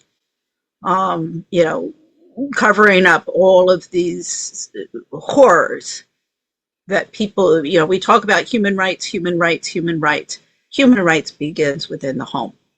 Until we are treating those around us with respect and dignity and human rights, it'll never go, it'll never exist in a larger platform. It doesn't matter how many people get up, give a speech, how many people publish books. Proper paperwork, because they work with different prosecutor. And she is alleging that in this situation that these families in these third world areas or in these war-torn areas, that they have many children and they can't afford them, which, anyone that has 4 or 5 or 6 kids can understand. They're expensive. So what's happening is she's alleging that these people are going in and they are basically illegally, with improper documentation, promising to take care of the children, and then the children are leaving with them, and who knows what's happening after that. That's kind of her allegation. The child support, whatever agency they have at that time, and they were paid. So they steal like 86,000 kids from Romania, and they send it to UK, Israel, and I don't know if other countries all over the world. They were and nobody knows what those kids, they end up. She's saying that 86,000 kids so far have been unaccounted for, and they don't know where they ended up at. Now, again, this is just allegations, but I found this all very interesting. Now, this is just kind of a side note because I was doing my research, but there is a adult video called Romanian Angels. I'm sure it's unrelated, but I thought that was very interesting. Now, what really triggered me to start digging into some of this stuff in this video specifically was Canadian prepper, who I've been watching for years. He had a video with this guest here. I'm going to show you parts of it, but he basically works in war-torn areas, and his whole purpose is to protect people like this that are getting exploited. And he shares some gems. In crisis zones and disasters, these criminals that you're talking about, they're drawn to that. They recognize the opportunity because they're opportunists. So they recognize, okay, there's people that I can exploit, there's resources I can exploit. I'll give you a case in point. When we were in Ukraine, our mission at the behest of the government, this wasn't us just freelancing, was to rescue orphans that were on the front line, get to them first before the criminal element, the criminal gangs could get them and take them away. Right. Okay, so he's saying that in Ukraine, part of his job was to go and get the children that were orphaned or just separated from their parents, get them before the criminal element does, right? So one thing that he'll bring up here in a second is it's very common anywhere in the world where there is war, even just a natural disaster, any type of tragedy, these opportunistic criminals and human exploitationists, we'll call them, they come in and they start doing this kind of behavior. And they do it because in a lot of cases they can make a lot of money. So again, it's, capitalism. Take them across the border into Belarus, Romania, wherever they were going. And there were times where we showed up at the same time. And they were working So really quick there, if you heard what he said that these criminal traffickers and these gangs would take the children into Romania. So I just thought that was interesting as well, because the Ukraine war, Romanian angels, and people are alleging that there was some funny business going on with these children. Out in the open, Russians weren't shooting at them. Ukrainians didn't really know who they were, so they weren't shooting at them. And it was a race against time to get to these orphanages and get the kids first and get them to safety, get them to where the government wanted them, where they could actually watch over them, get them away from these front lines. People who are trying to traffic them. People who are trying to traffic them. I mean, 1 month into the war, they admitted there were 20,000 children missing. So he said in just 1 month, there were 20,000 children missing. And I assume that the government was telling him that there was 20,000 children missing. In 1 month. This war's been going on for years. Yep. This is insane. And that estimate's gone up. I don't know what it's at now, 10x. What's the important thing that's is, as he says, this is happening, where we have war zones, violence, poverty. It's happening everywhere, but it's much more prevalent and much more difficult for obvious reasons in those areas. Well, then let's stop with the unending wars. Not rocket science. A war zone. It's exactly the same in disaster zones. They show up, they recognize, and the reason why I mentioned the exploitation is because that's the fastest growing criminal trade on the planet. And these are the nonprofits. When prediction markets become sports books, they put consumers and the integrity of sports at risk.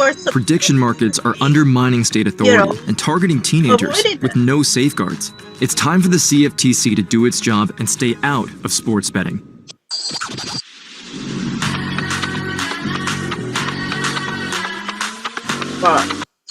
So there you go.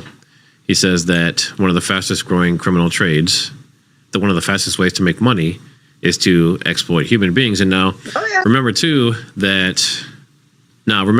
the previous administration, when the borders were open, there was a lot of allegations of this happening too. There were children that would come in through the border from all the South American countries, and I know other countries drop people off and down there too. But what was happening is the cartels, they would charge people, and then the cartels would get them across the border, and then those people would be indebted to the cartels. That's another form of human exploitation. So this is just a very widespread thing, and I think it's always happened since the beginning of humanity. Mm-hmm. It's just now it's more talked about. There's more video. There's more traces of it. But this is something that is a huge issue everywhere. Even here in Canada and in the United States, when they're being exploited, which our two countries, by the way, are two of the biggest consumers of child exploitation. And I specifically targeted Canadians when I was working down in the Caribbean. I won't tell you what island. So he just said that the U.S. and Canada are the biggest consumers. So that means that, yes, there is human exploitation happening within all 50 United States. But in these third world countries where stuff's happening, like in Ukraine and Romania, with these allegations happening over there, they could be getting them there, but people here in the US and in Canada are the ones who are consuming them. In some cases, possibly literally, right? But I find that very interesting. So basically, the third world is the market, and the US and Canada is where they're making their purchases. Very disturbing.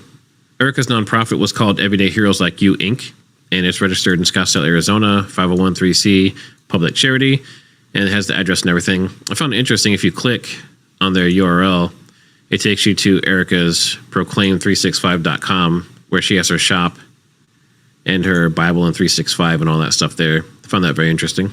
So I went on to ChatGPT, and I know you guys love ChatGPT. But I went on there and I asked it, I said, basically, was there any involvement of Erica Kirk in any of the stuff with Ukraine, period, like any of it.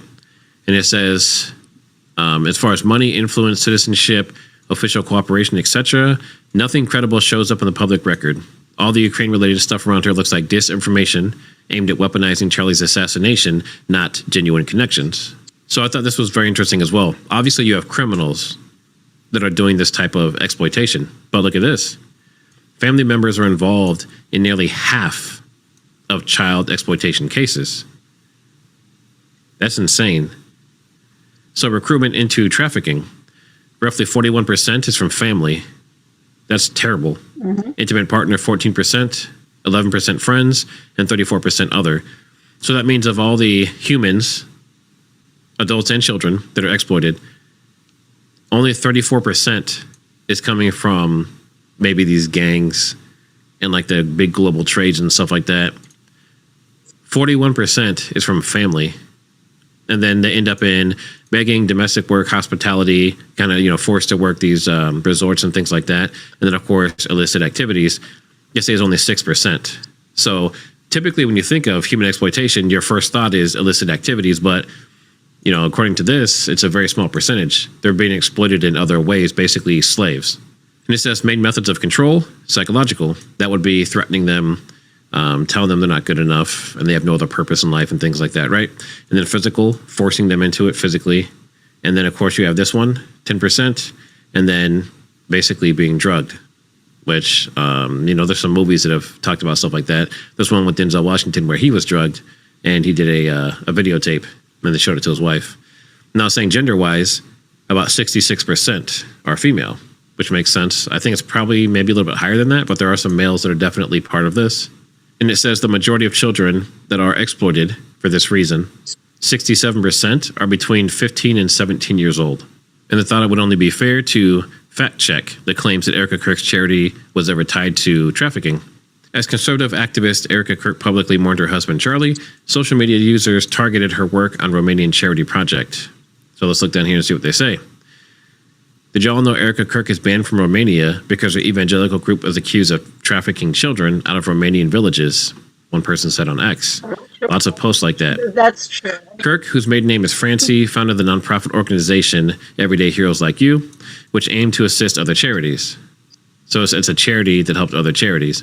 That work included an international Romanian Angels project that teamed up with the U.S. Marine Corps to sponsor a Romanian orphanage, Kirk once told Arizona Foothills magazine.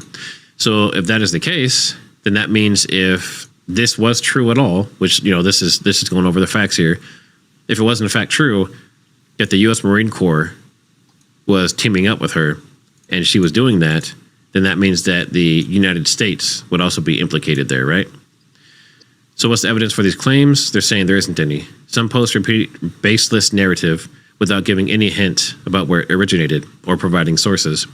One of the earliest posts they found said Kirk's organization was linked to missing Romanian children and trafficked and included screenshots of 2 articles.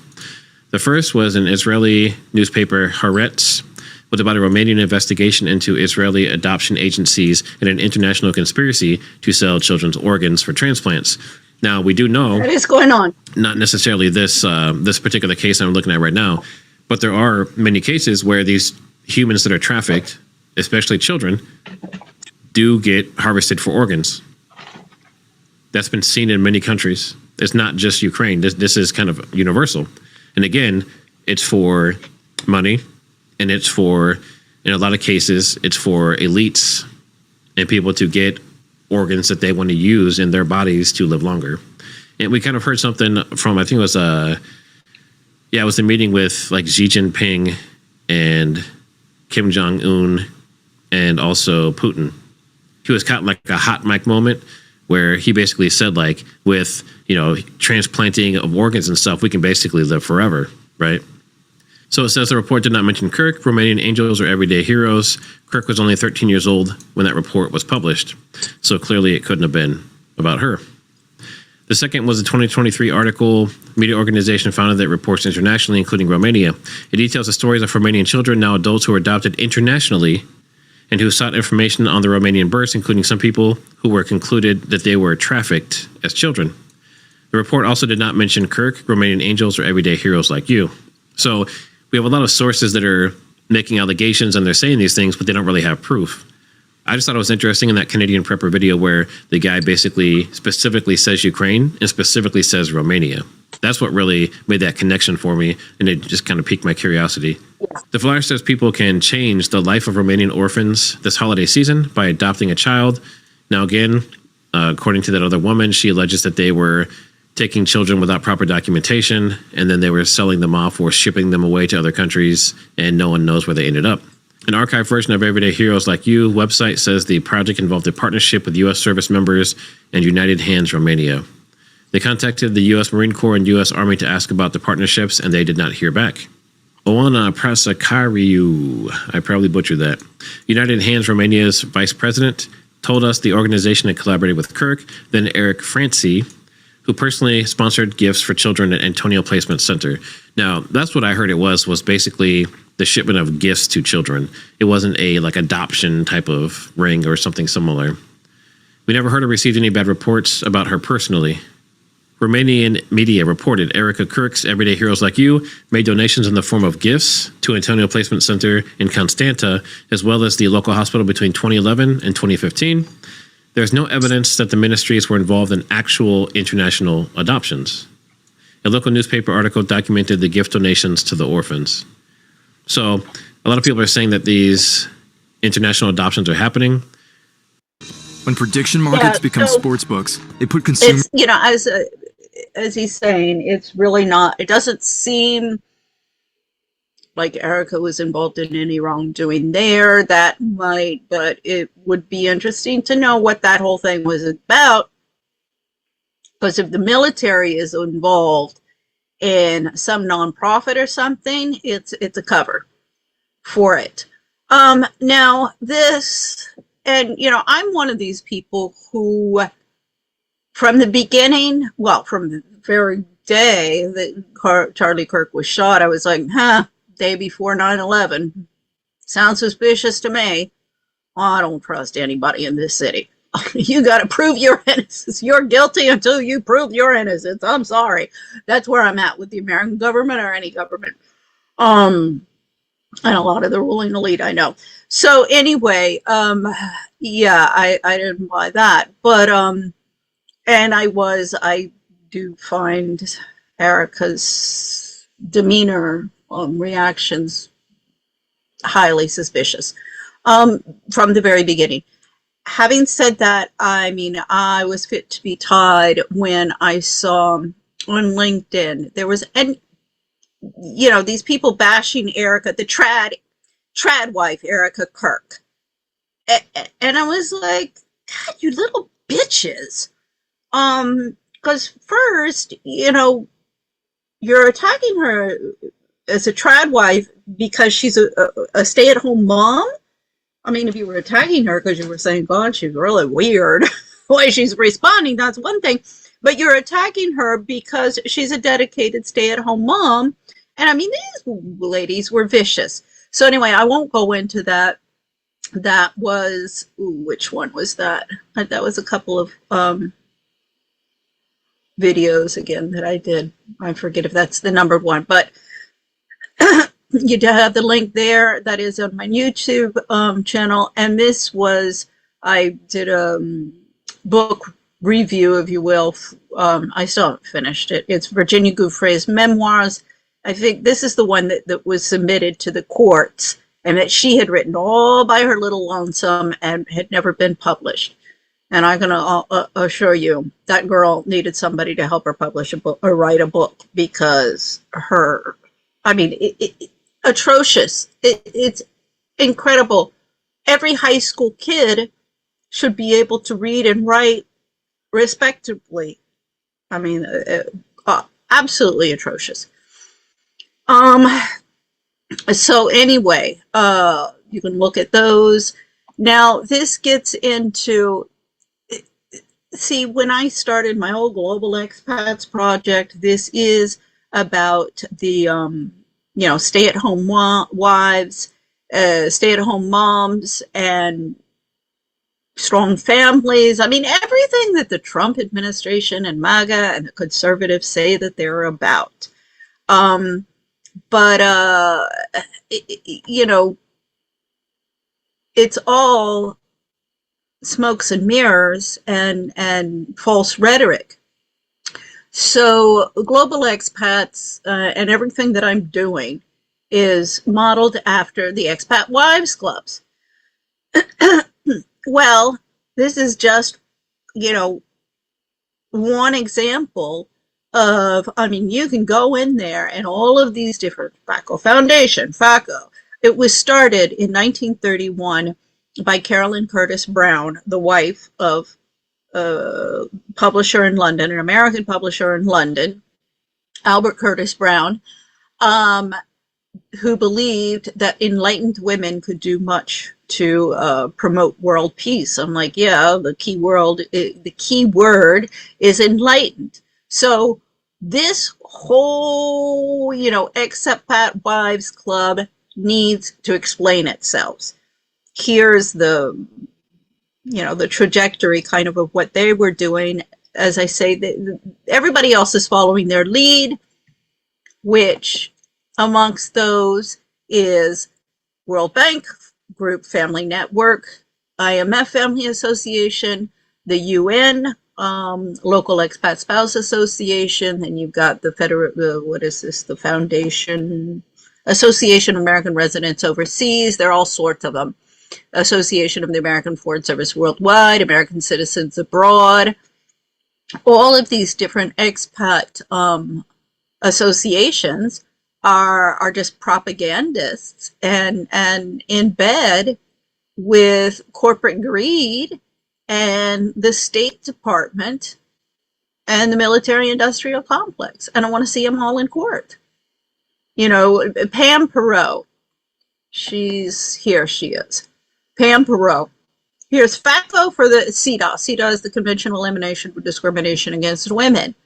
Well, the case that I prepared against Spain challenges their defense in González Carreño versus Spain, 2014, which is a CEDAW case. Now, why Pam Perot said, well, with global expats, you're just reinventing the wheel. I'm like, no, I'm fixing the wheel, and I'll see all of you all in court. We have submitted to the International Criminal Courts under crimes against humanity. And this gets into the Nuremberg laws. I should have. So these are the Nuremberg laws, but the case that has been submitted to the International Criminal Courts is by a woman, Barbara Stone, in Florida. And my understanding is we've had it submitted, but I care. But one of the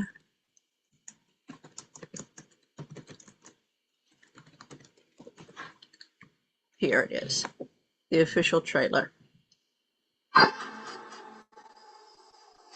Morning, Miss Peterson. I'm sorry.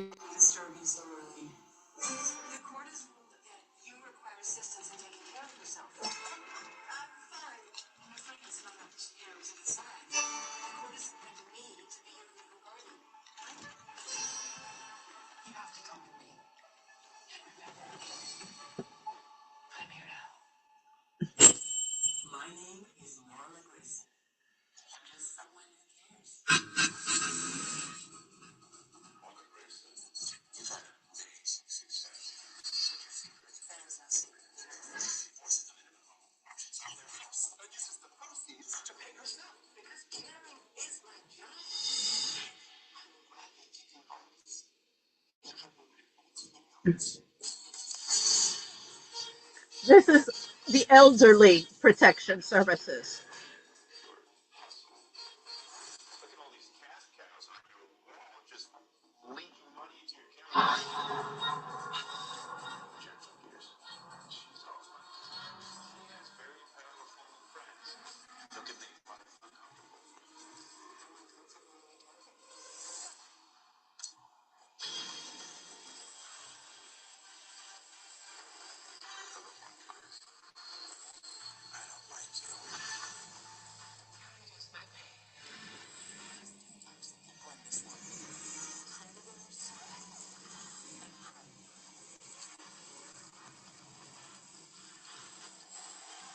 Yeah, this is the great American dream that Trump and all the MAGAs want to protect and maintain.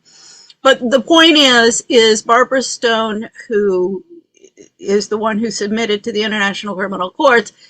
What she examined is what she calls the Nuremberg laws that have been passed in the United States.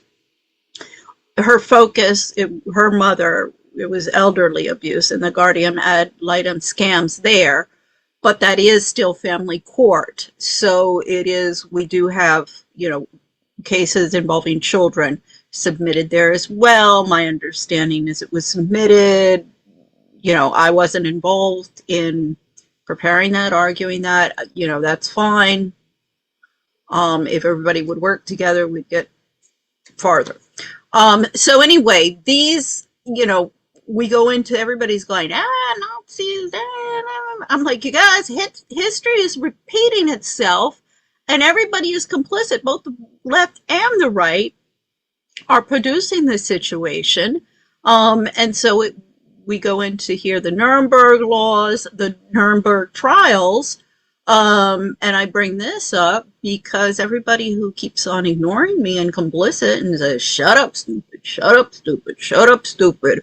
You don't know what you're talking about because you don't have a PhD and nobody will give you a 3-figure salary and you're just a stupid housewife who should go and shut up and go and jump off a bridge. I've heard that one from everyone. My favorite is my sister. I've been there, done that. That's not happening. So, when everybody says, shut up, stupid, you know what? You're the one who's stupid here, so really should shut up. That's not working.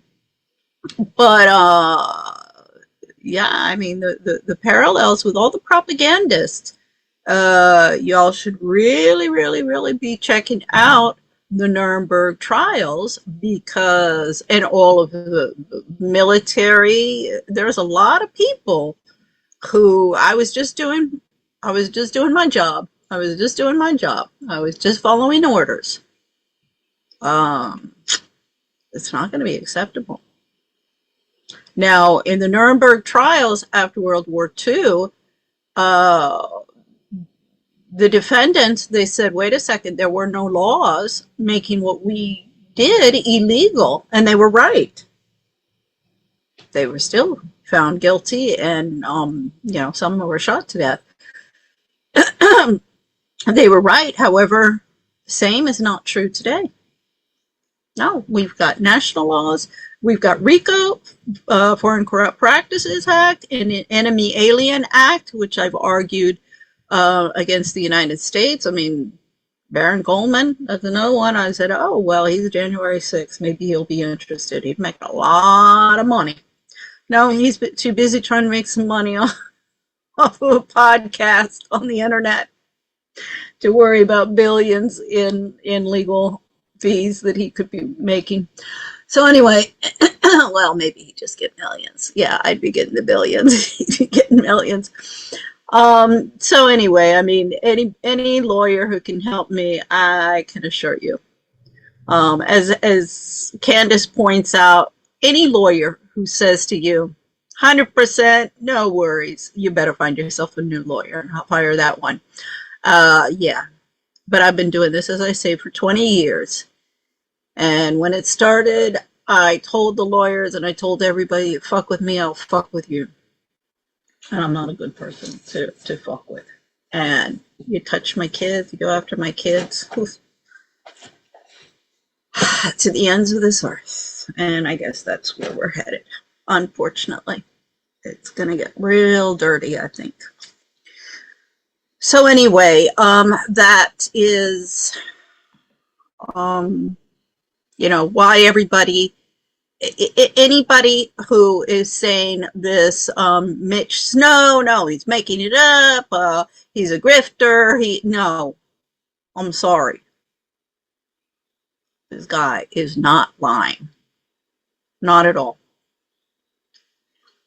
I can smell a con artist coming a while away, and he is not. So, have a nice evening. Bye-bye.